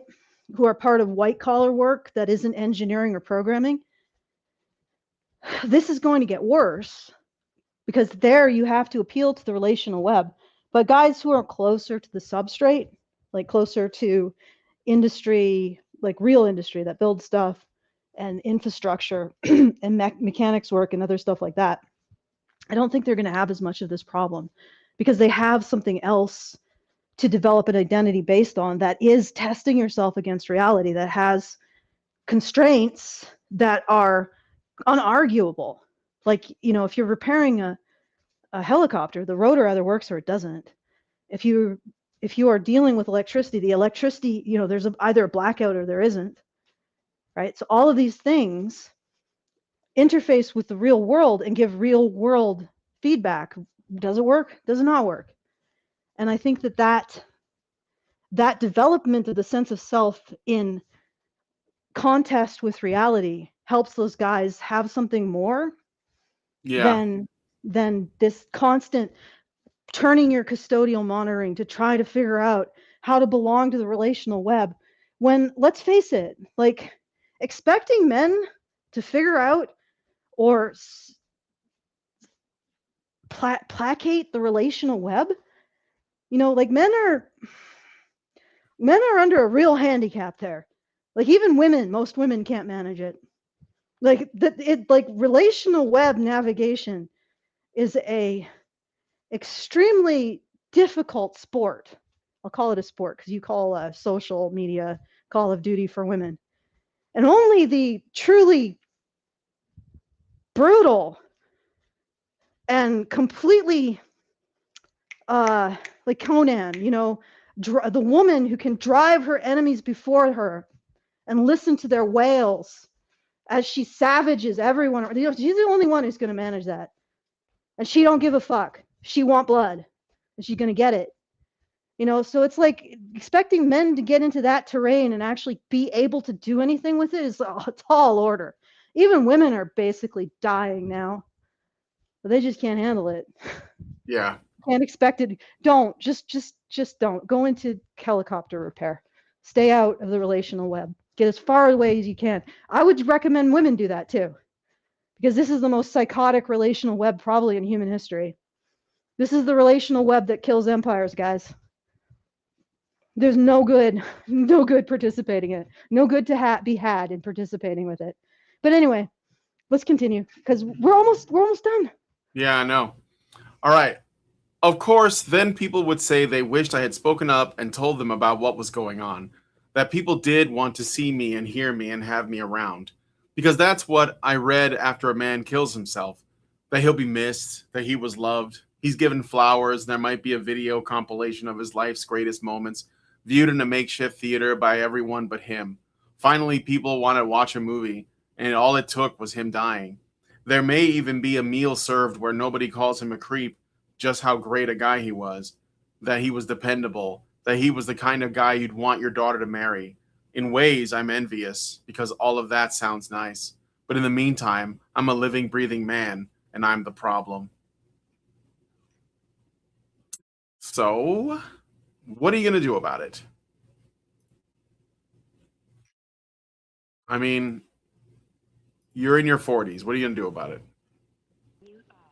Dr. Badger's in the house. We can give him our prescription. Yeah, I'm sure he'll see this, but go ahead. Yeah, kick out the feminism. Don't expect anything from the relational web. What I was trying to say with that little screed about the relational web is even women can't get anything out of it at this point. It's just hideous. It's just toxic and murderous.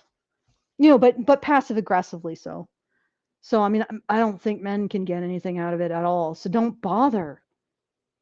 Like, it may be very difficult, but you're just not going to get what you want from it. So don't bother.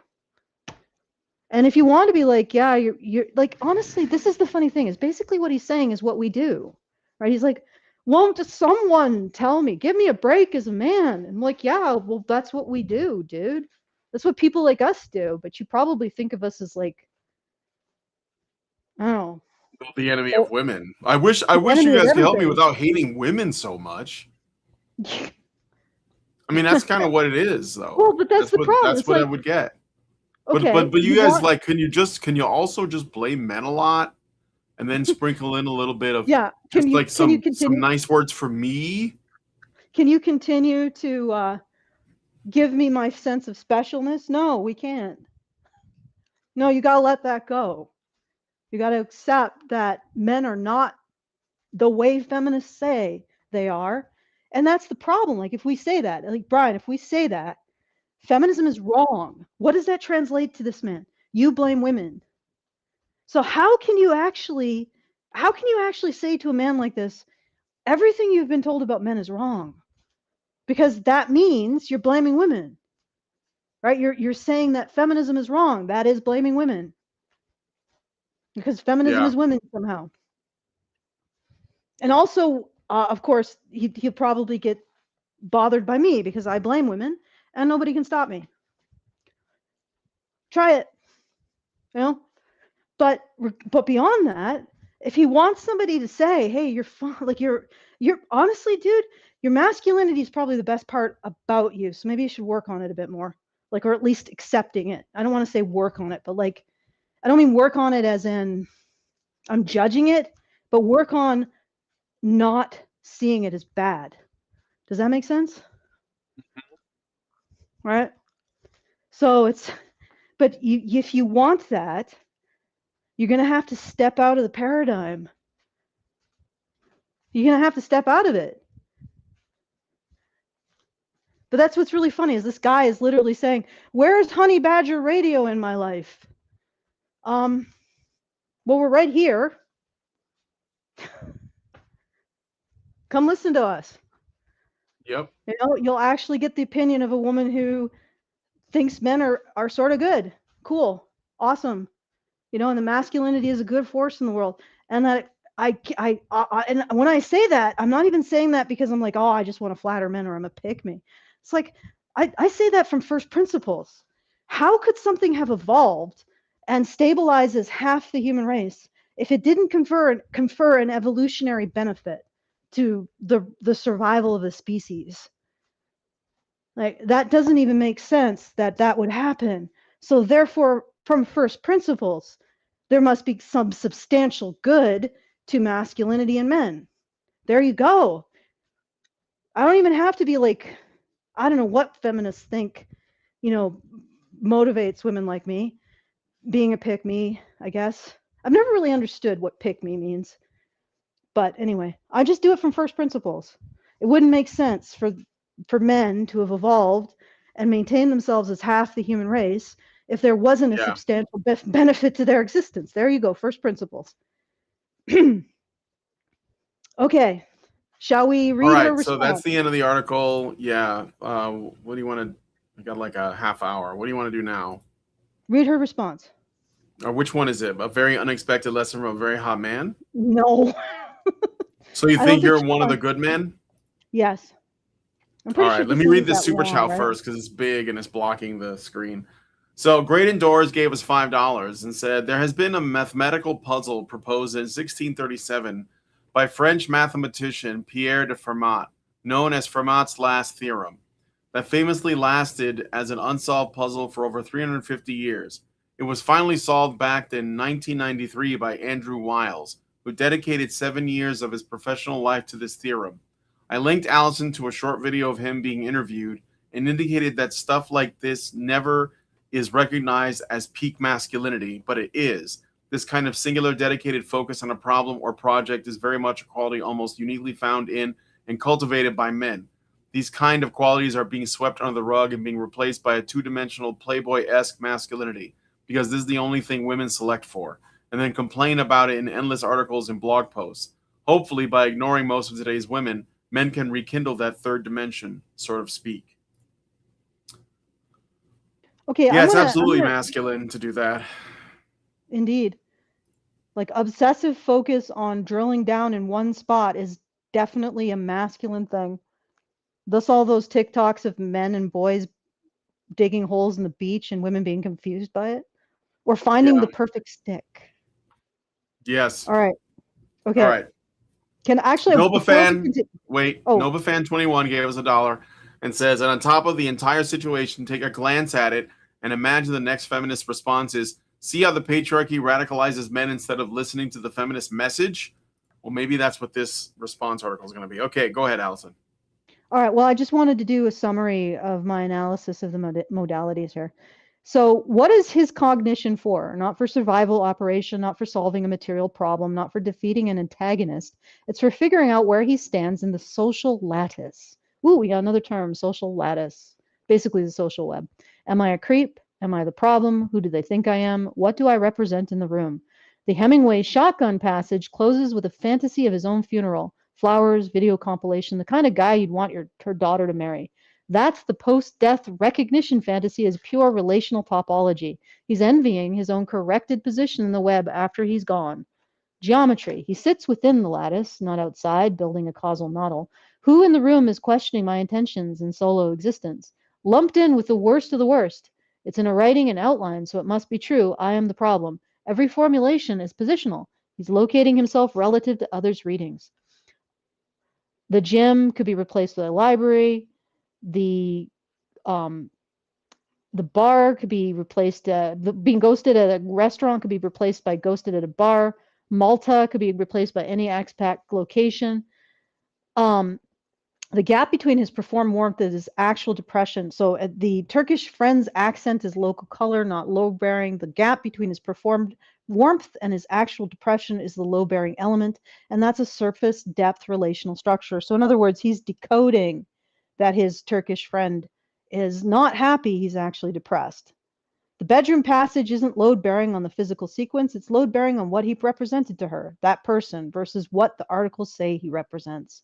Self as node. He's judging himself as a node within the relational web, and that's the cognitive operation the whole piece runs on. He cannot exit the position the lattice has assigned him. Every behavior, eye floor at the gym, avoiding solo, looking at the floor at the gym, avoiding solo restaurants, looking away from women, is calibration of his position within others' readings of him. This is reading modality, not operative default. The center of gravity is positional throughout. Cognitive overlord. So the structural insight this surfaces. Cultural cognitive overlord. Yes, bow to your cognitive overlords. Cultural overload. Custodial monitoring. So that was what I was talking about, how he's getting in a loop of trying to figure out if he's a threat. But he is not the terminal determinant of whether or not he's a threat. It's the relational web, and the relational web always comes back with, yes, you're a threat. Because cultural overload custodial monitoring doesn't just produce avoidance. It forces an operative default mind into pure positional reading. The operative channel is sealed. Every operative mood, approach, eye contact, taking up space, alone in public, or just simply not listening to the relational web is pre-categorized as predatory. With operative output blocked, what's left is reading the lattice and his position within it. So he can never actually move towards the operation of finding a friend. The Hemingway reference is the diagnostic tell. He's invoking the operative modality archetype, decisive operative action, as the exit from a reading modality trap. But what he is envious of is the post-death relational recognition. So his update in the relational web post-death, not the operative act itself. This is closer to James than Hemingway. Okay, that's actually importing some literature analysis that we don't need. It's what happens to a male mind when the operative channel is closed and only positional reading remains available. The cognitive consequence is being trapped in a lattice position, monitoring with no operative discharge. God, this guy's like endocrine, just must be Swiss cheese at this point. The behavioral output is real. Sister protection across decades, holding the assaulted woman without exploiting her, registering the Turkish friend's disappearance. But what he's evaluating throughout is his position. Am I a good man? Am I the problem? Where do I stand?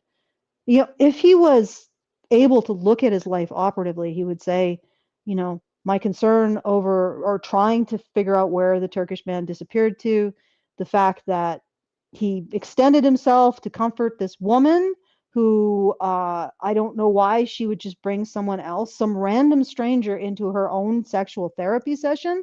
Like, talk about emotional labor, my God.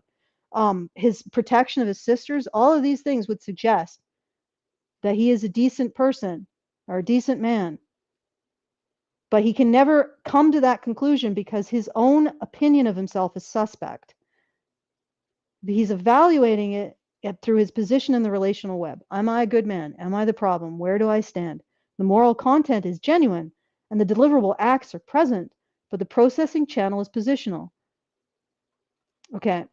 The piece is a man performing relational positional self-reading because no operative move is available, and the suicide reference indicates where that trap eventually leads. Good Lord, that's actually really freaking sinister. Okay, let's read her article. All right, here we go. So you think you're the one of the good men? A quiz for men who are sure they're not part of the problem. I like her text is so big. It's like, see, you know, see boy run, run boy run. Most men who cause harm to women don't think of themselves as harmful. They think of themselves as decent, reasonable, maybe even progressive. They're not Andrew Tate.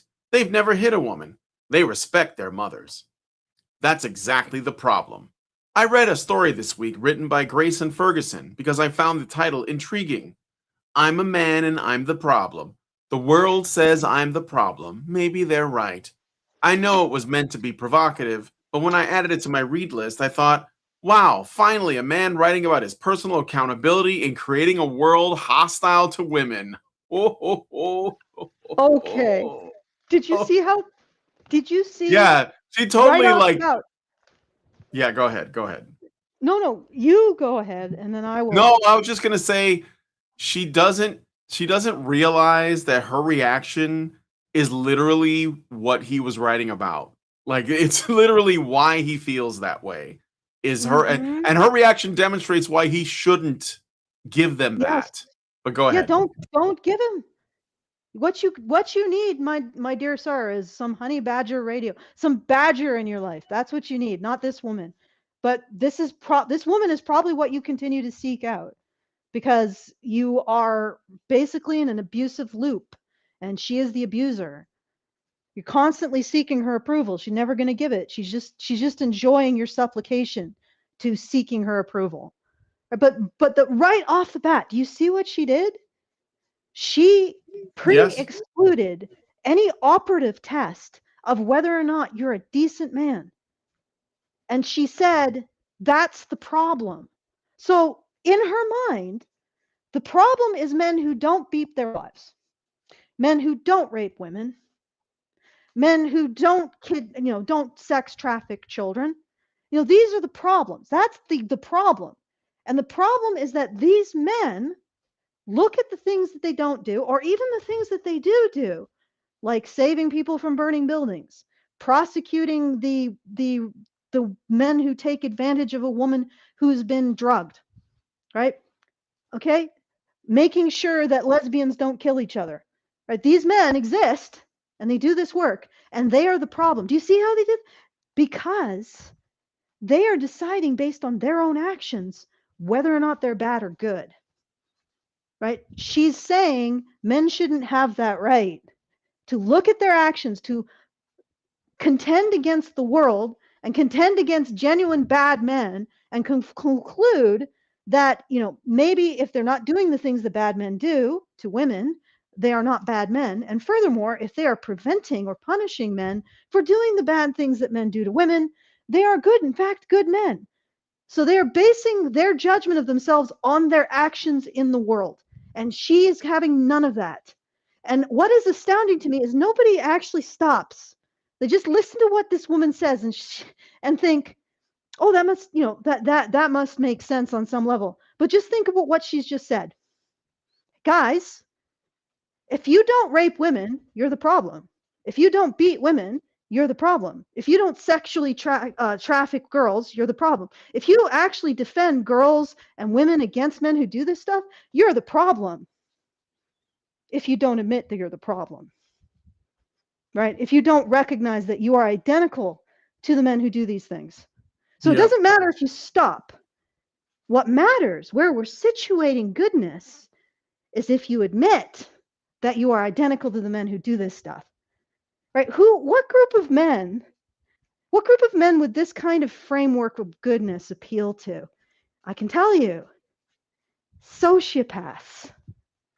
Because it doesn't matter if they are actually beating, raping, kidnapping, sexually murdering, or serially murdering. It doesn't matter. What matters is that they admit to it. That they say that, nope, I'm basically like any other man. In fact, that's the best man, guys. And she is advancing this notion. And she's advancing it because the reality is that rape, beating, murder are so far removed from her reality that she doesn't care. Because it's irrelevant to her to make sure that men not do this or prevent other men from doing this. What matters to her is control over men. Now tell me how somebody like that, okay, who is so divorced from any negative, that preventing those negatives is so irrelevant to her life. She's like, yeah, I continue to do that stuff. It's irrelevant to me. But keep me in the position of control over your identity. That's what I want. Right? Tell me how a person like that starts to advocate for the victims of bad people. I'm going to use people, men and women, who engage in these activities. How did she manage to say that she advocates for these people simultaneously with throwing them under the bus in favor of maintaining her own power over men? Because I don't want this. Like, I don't want men to start thinking that it's all they have to do is say that they're just as bad. You know, they can do these things and then they just say, oh, yeah, I rape, I beat, I kidnap, but I admit it, which makes me better than other men. I don't want men like that. I don't want men like that thinking they're good men. I don't want women telling those men that they're good men. I don't want any of this in here. Please get rid of it. It's not counterproductive. You know, it's exactly how women end up getting shot in a parking lot. And feminists keep encouraging this shit. Okay. Yeah. All right. Back to the article. All right. This kind of self-reflection is exactly what we need from these men these days who claim to have the intentions of being a good man, which she puts in quotes, because I guess it doesn't exist. To notice how your actions or inactions can be part of the problem, even without you consciously meaning to sit with it and think about how you can do better. Okay, men, as a whole, men spend more time protecting women, adjudicating men who do bad things to women, punishing them, jailing them, etc. Men spend an order of like 20 times more throughout. And actually, if you include protecting women from things that are like disasters, fires, predators, that kind of thing, you're looking at like an order of magnitude of 100 times more time that men spend protecting women than any criminal man spends in doing crime. And then she has the audacity to say this, right? Okay. Yeah. I wrote exactly about men's responsibility in my recent article. So, how do we raise fewer entitled men? Peer groups need to make a cruelty. Entitled because they recognize that their actions are good. Yeah. This is fucking sick. Peer groups need to make cruelty embarrassing. Men need to challenge each other before women are forced to absorb the consequences. What? You know, when you because they're always doing this, right? They're always telling men that they have to like hold each other accountable. You know that ultimately the only thing that accomplishes is it makes men not want to be around each other. Yeah. Because they don't want to deal with people policing them at every turn. And that actually keeps men from becoming friends with other men. And that actually like is part of all of this zero trust society that we're basically living under, is because women have basically turned men against each other with this rhetoric, or they're trying to. That the purpose of it is to do that. I think it seems to be the outcome, so I'm going to assume it's the goal. Yes, 100%. Yeah, 100%. Oh, goddamn. Just this is so essentially she's saying that men shouldn't know that they're good for not engaging in these negative actions and also preventing them. But at the same time, and what I wanted to point out was when Brian says that this destroys men's relationships with each other, we're not talking about men preventing other men from beating or raping or kidnapping, because that's going to happen regardless. We're talking about men policing women's expectations of offense on other men. Right? And here's the thing. Women exist in a world of significantly greater comfort and less risk and danger than men. That is borne out by every single statistic. That group of people that lives closer to risk and discomfort and death tends to require Black humor to cope with it. Black or absurdist humor, right?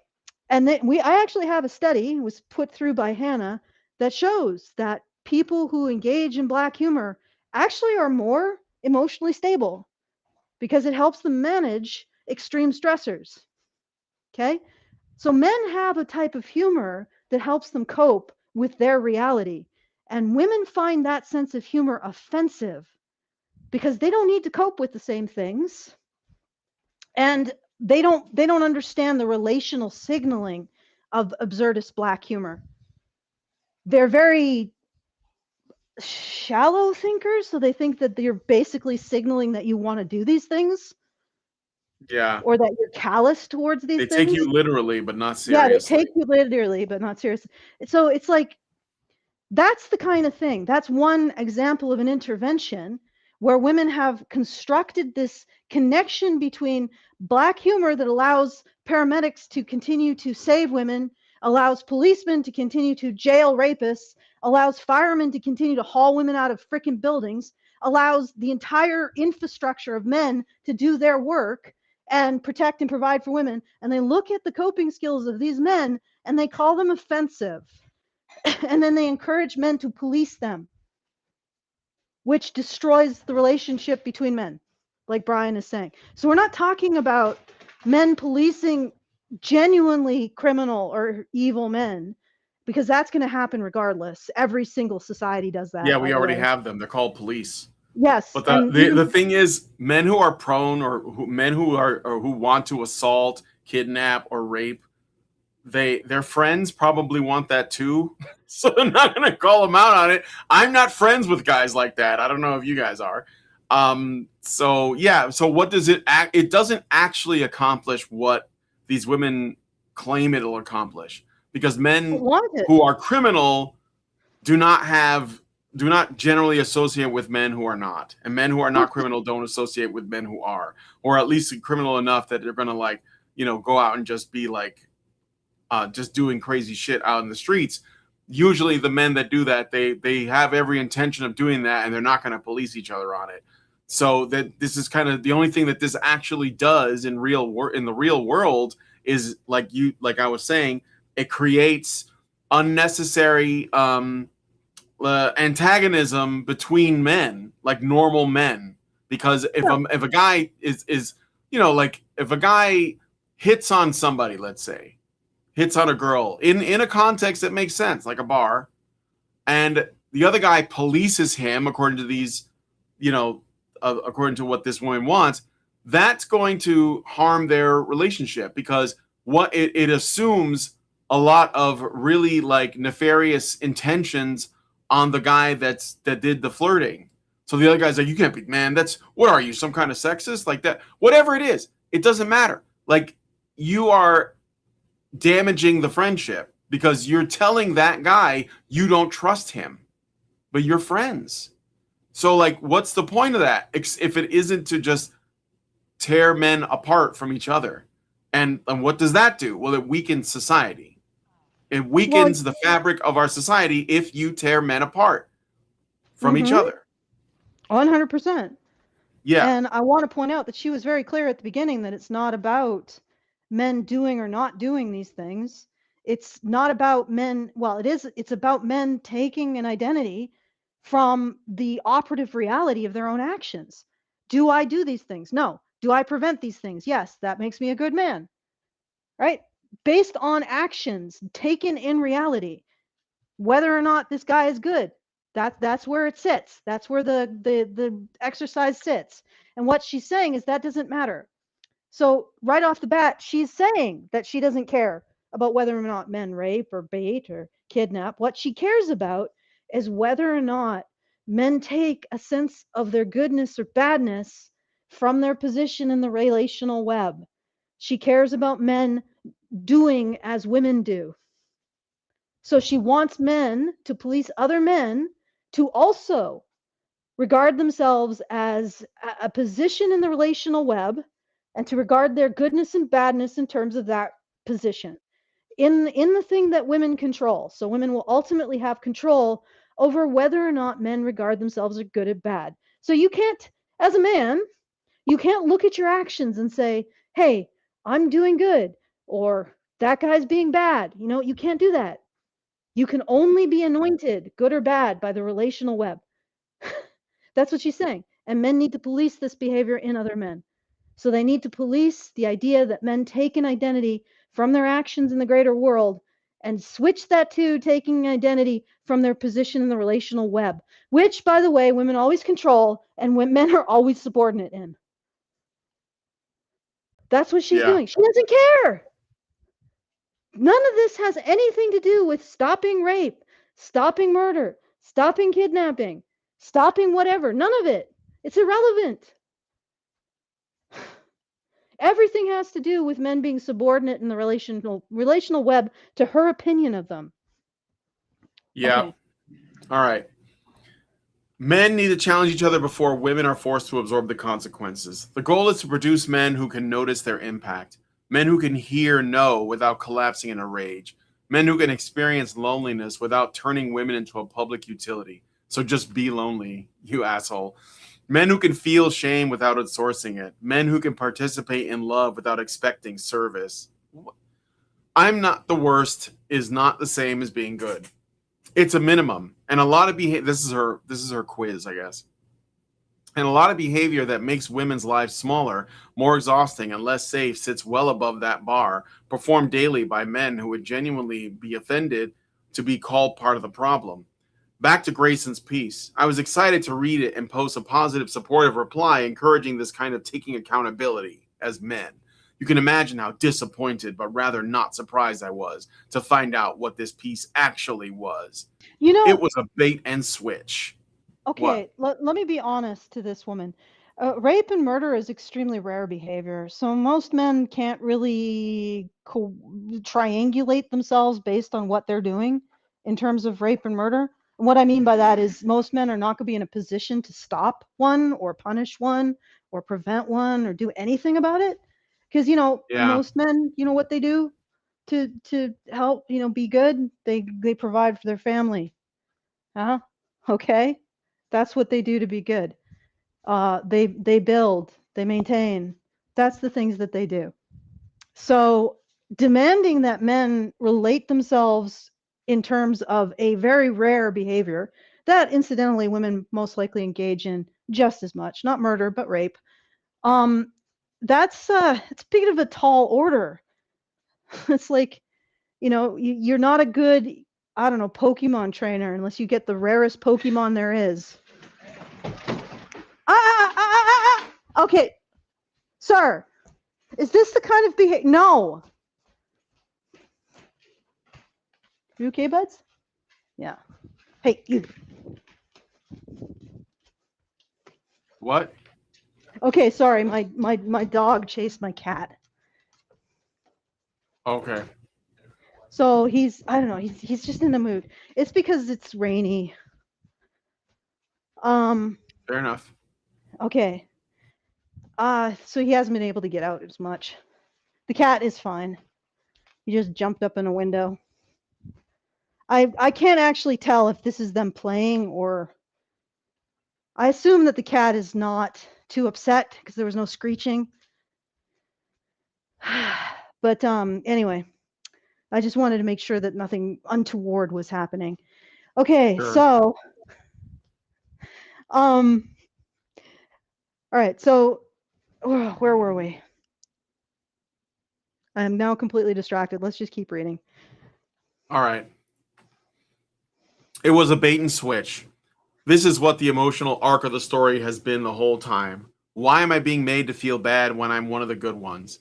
The focus never truly shifts towards understanding women's lived experience. It returns repeatedly to his loneliness, his discomfort, his fear of being perceived badly, his wounded identity. That's not accountability. That's a shattered ego. And importantly, he keeps treating women discussing social patterns as if they are accusing him personally in a courtroom. A lot of the replies are trying to soothe male shame rather than examine male socialization. Don't consume this content. You are not the problem. Ignore women who say these things. Feminists hate men, etc. The conversation immediately shifts into emotional reassurance for men, which is itself part of the pattern feminism critiques. Women's fear becomes secondary to men's discomfort about being associated with that fear. Good. But also Wow. she doesn't care about these crimes. She doesn't care about stopping these crimes. What she cares about is that men take an identity from not engaging in these actions and preventing these actions, or just doing the regular day-to-day work of providing and protecting for other people. Because like I said, like rape and murder is pretty rare. It's pretty difficult to expect men to spend their life preventing it, unless they're a cop, right?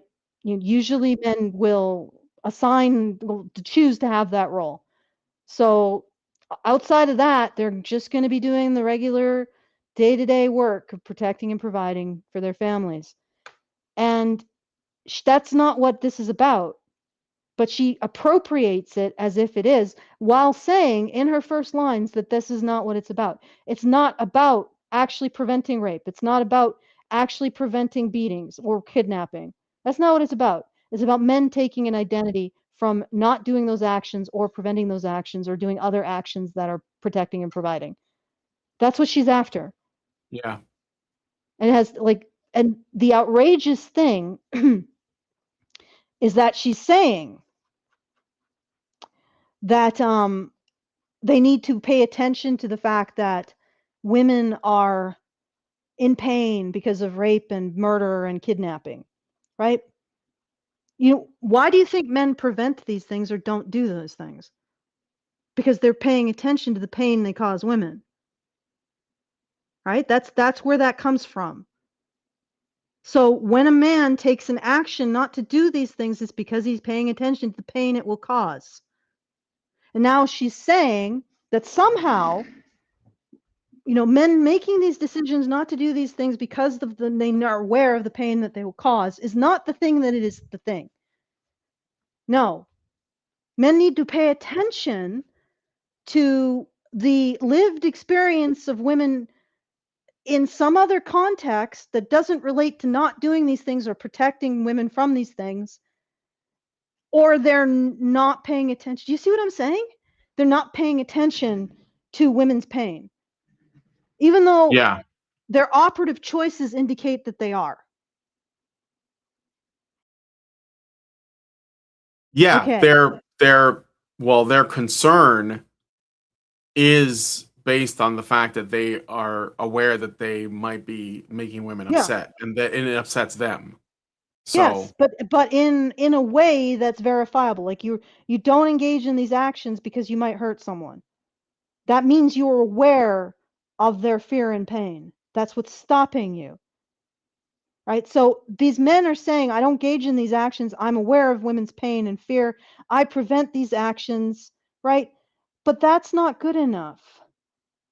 So yeah, when of she course says not. women's fear becomes secondary to men's discomfort, it's not.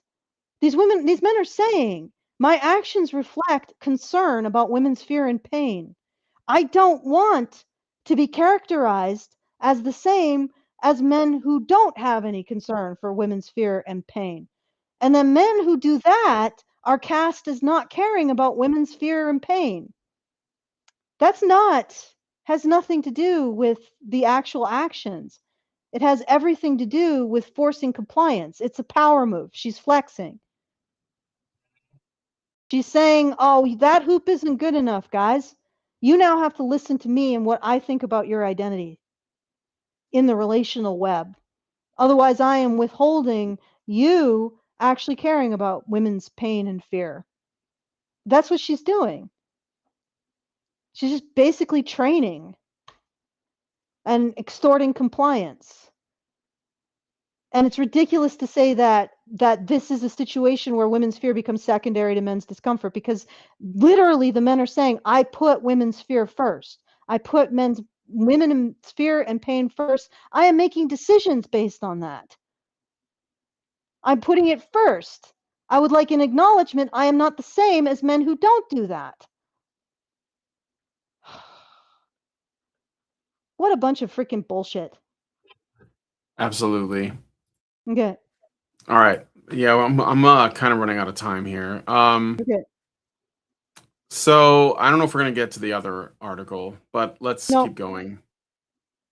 So which is itself a part of the problem? Yeah, I already read that part. He is also confusing not being centered with persecution.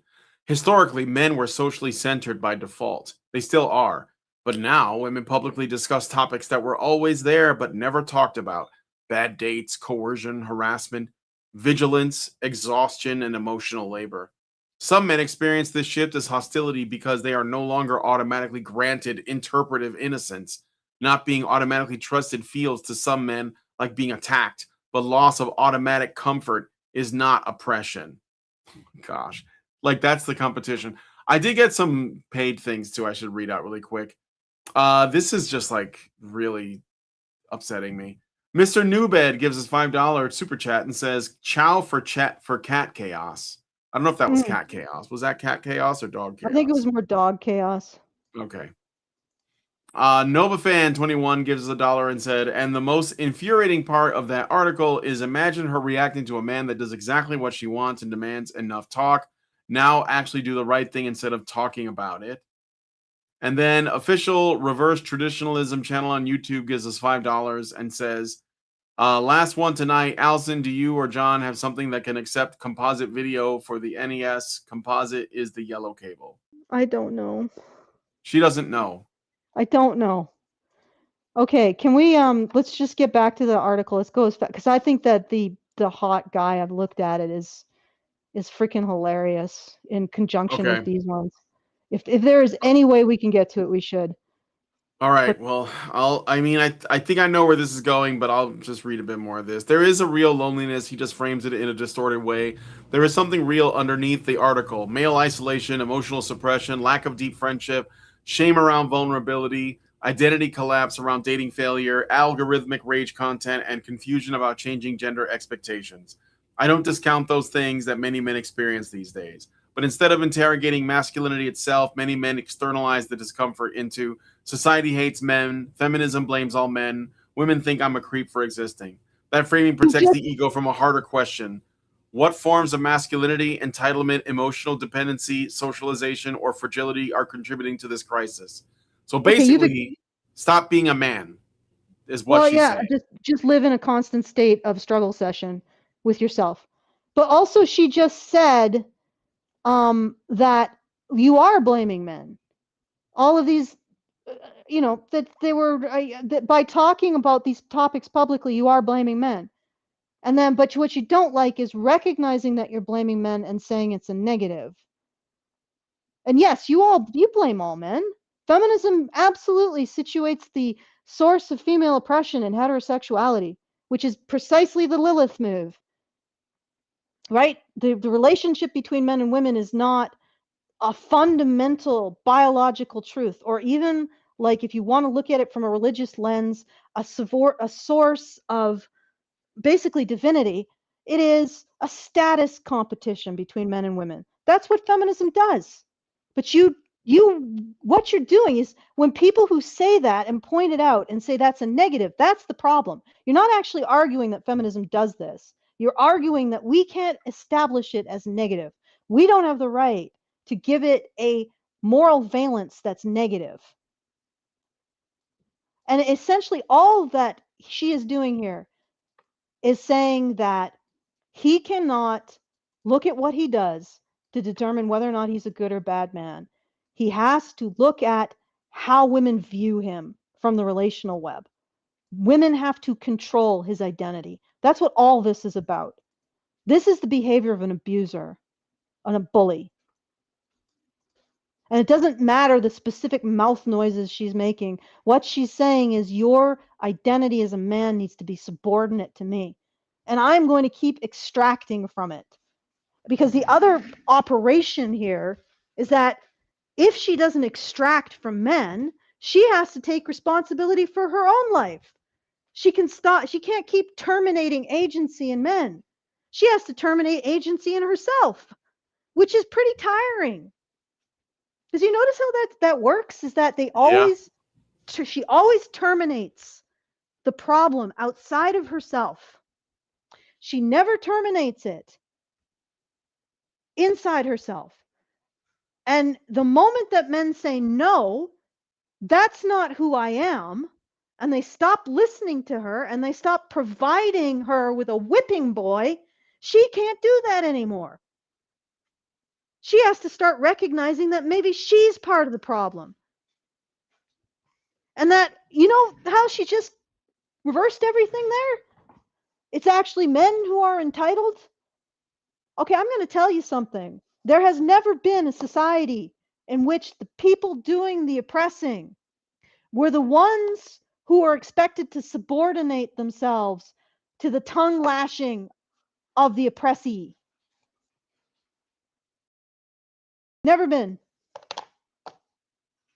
Okay, let's finish this article off because I'm gotta. All right. Because once you ask that, accountability becomes internal and collective, not merely women online are mean. And honestly, the strongest clue that the article misses is the point is this. He spends thousands of words worrying that women might silently perceive him as threatening, yet barely spends time grappling with what it means that so many women learn to perceive risk that way in the first place. I wrote about the asymmetry between the red pill and feminism rhetoric. This is exactly the point that Grayson are missing. So women are paranoid, and that means that there's something to it. That's what she's saying. Well, if women are paranoid, there must be something to it. No, it means that they're paranoid, and it's probably because of people like you. Mm-hmm. Do you genuinely believe you're a good man? Many men define good man negatively. I don't assault women. I don't scream at my wife. I don't cheat. I'm not an Andrew Tate follower. But women's experience of safety and respect is shaped far more by everyday social behavior, male group dynamics, emotional maturity, and accountability culture than by whether someone is a criminal. I know it can be confusing and hard to tell where you stand not within the taking the decency test. spectrum. We're not taking. There's a quiz. There's a good man quiz. I don't know if we have time because I think that what is really more important. Oh yeah, we could take the quiz, but I really want to get to the hot man. I mean, how much time do you have? Let's Brian? just get. I should have been gone 5 minutes ago, but let's just get to the hot man thing. How about that? Okay. Yeah, let's do that. All right. So this is the same author. She wrote A Very Unexpected Lesson from a Very Hot Man. Why Dating Feels Like Emotional Whiplash. This week was supposed to be simple. A fun date, a spark, a few kisses, a reminder that my body still knows how to feel something. And to be fair, all of that happened. Remember, this woman on her bio, she said she was a queer woman. I'm just reminding you guys, this is a queer woman. The first part was magic. He showed up on time. He was hot, like plot twist hot. Like, why is the universe giving me a man who looks like this while I'm wearing my pajama pants and got shat on by a literal bat on the park bench, me wet? We met hot. We talked. We had a lot in common, even though we came from totally different backgrounds. It was unexpectedly great. I asked if he wanted to come up. We drank kombucha cocktails because apparently I'm now the kind of woman who seduces men with fermentation. He loved it. A little too much, perhaps? He gently took my hand, looked me in the eye, and kissed me. It was tender. It was dreamy, slow, magnetic. It was honestly intoxicating in the best kind of way. I floated for 24 hours. Okay. He didn't ask for consent? Like what? Well, he's hot, Brian. Oh, yeah, there you go. Different rules.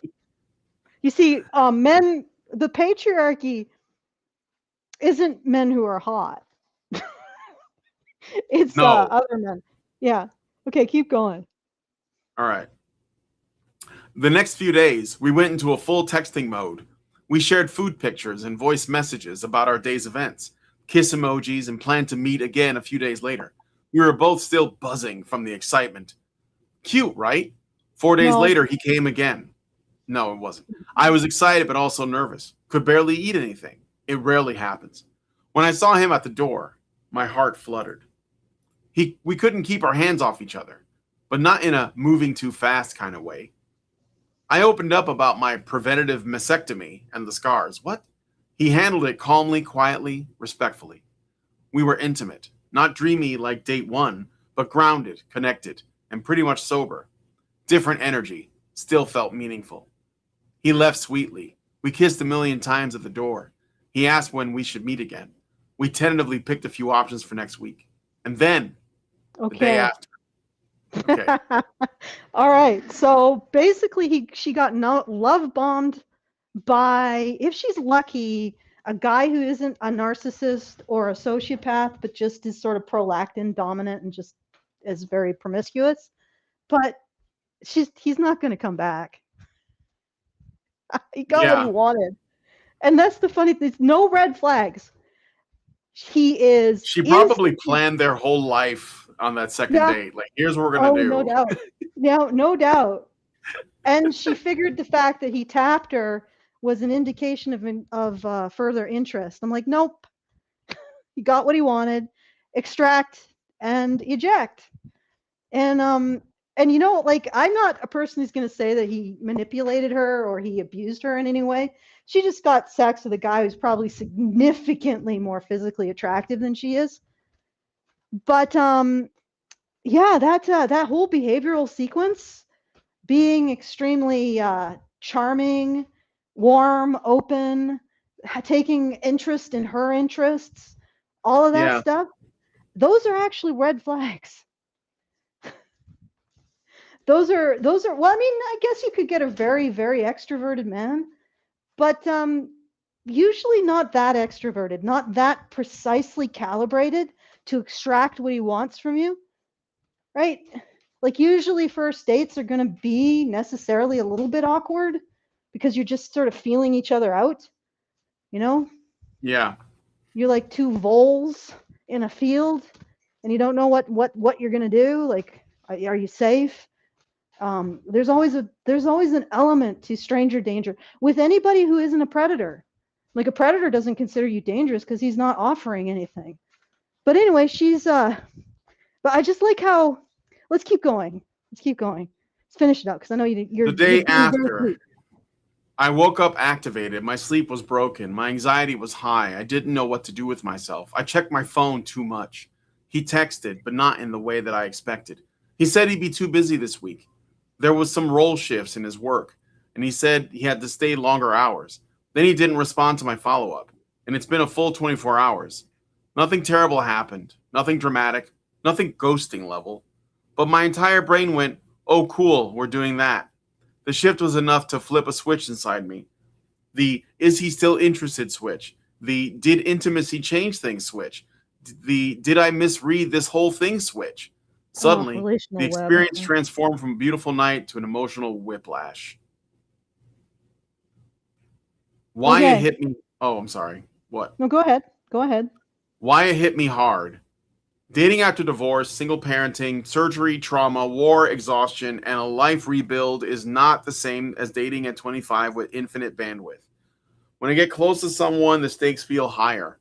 I don't have the luxury of endless free nights or detached hookups or being ghosted and bouncing back in 24 hours. So when something beautiful happens, I feel it deeply. And when something becomes uncertain, I feel that deeply too. This is not pathology. It is the truth of dating with a full, complicated life. I love this. Like, because the thing is that what she's doing to Grayson is what she's experiencing now. This Yes. man has control over her relational web, and she's fucking with it. And I am here for that. Continue. The real lesson. It's about the emotional swing from trusting to feeling insecure.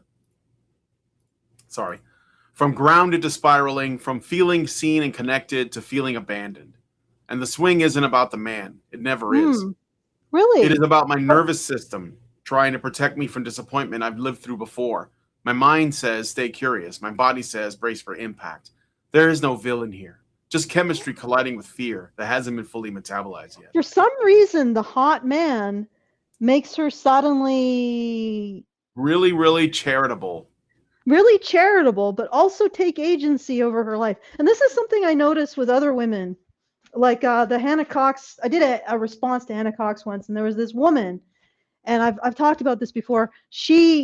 Her behavior towards the man in her life, who's obviously just treating her like an orbiter, is basically like a Cold War, like bracing, like this kind of constant monitoring of don't extend any expectations and that kind of thing. And I'm like, looking at this, I'm like, that's not a relationship. Why would you even want this man in your life if you have to do this much work? And look at the amount of work she's doing. And the fact that right now she's saying, oh, it's not about the man. Really? But everything and every other circumstance, it is about the man, except the one who fucked you over. Then it's about you. Yep. Jesus, good Lord. Okay, let's keep going. Let's finish it up. Am I mad at him? Yes, no, both. I'm annoyed at the sloppy communication. I'm thrown off by the sudden lack of curiosity. I'm disappointed that he didn't echo back the softness of the night before.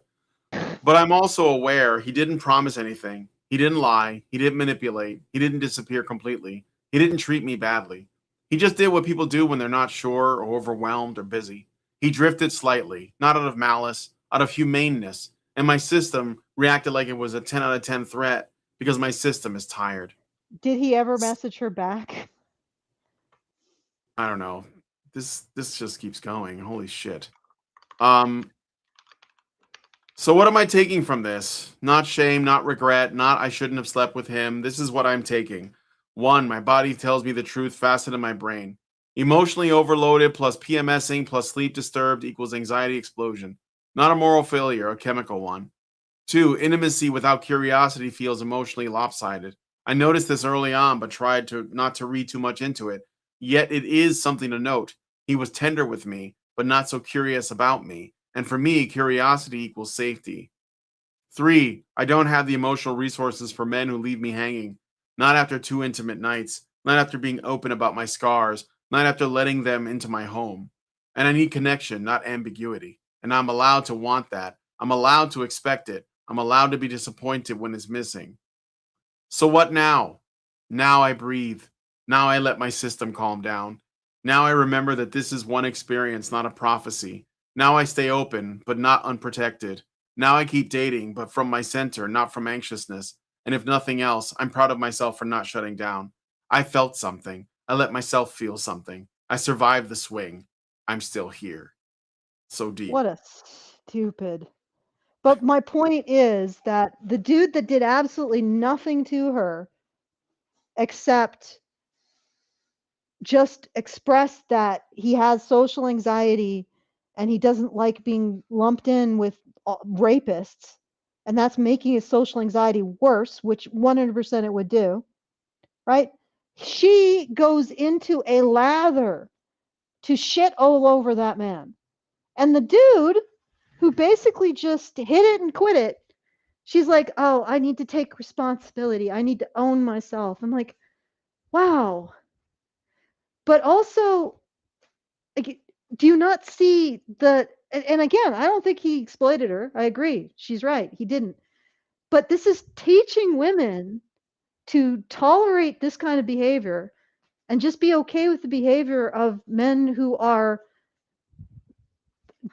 like, no relationship is going to come out of that, right? And to open themselves up to that and then take responsibility for the consequences at the same time as they teach these women to torture men with any kind of sense of responsibility to other women, to women. And you see what I'm saying? Like, the guy who's like, I'm being tortured by this, by these expectations, and the fact that I can't take an identity, or I'm not allowed to, or I'm condemned for not taking an identity for being decent, right? You know, like the guy who this woman talked, like, he's literally the guy who the woman talked about her sexual trauma and he didn't push it anywhere.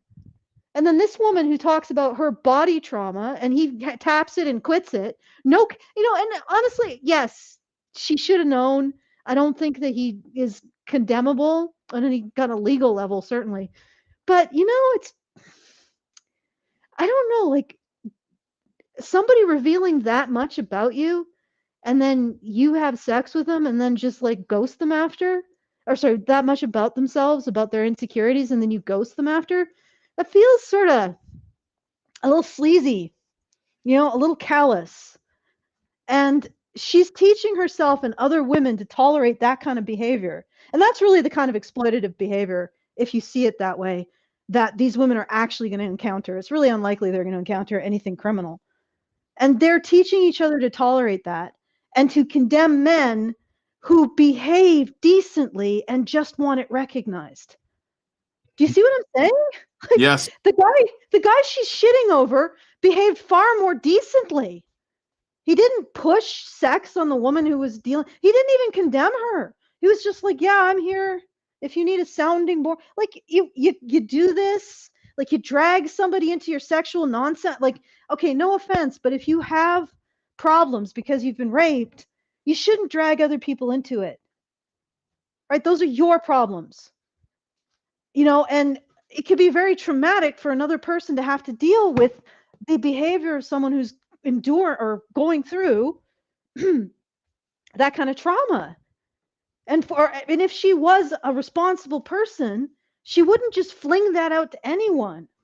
Well, not only is she inviting potential traumatizing herself again, she's potentially traumatizing a partner if she engages in any kind of behavior that is like hunted or fearful or any, like that's sort of unsettling, behavior for a man to experience. So she's putting him in this situation unknowingly, and he manages it very custodially. He's like, yeah, okay, it's all about her. It's all about her dealing with it. It's not about his disappointment. It's not.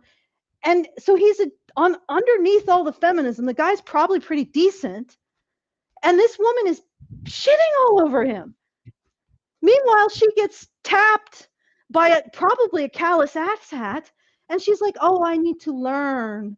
I need to learn to take responsibility. It's like, oh, good Lord. Okay. I just want to point that out.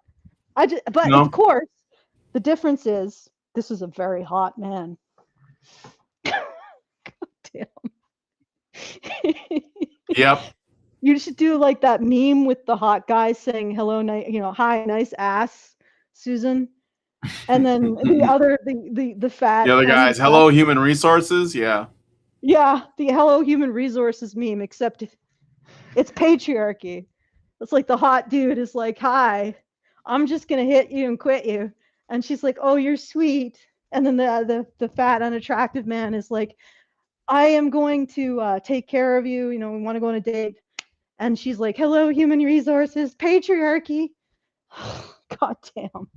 Women. That's all I have to say. Yeah.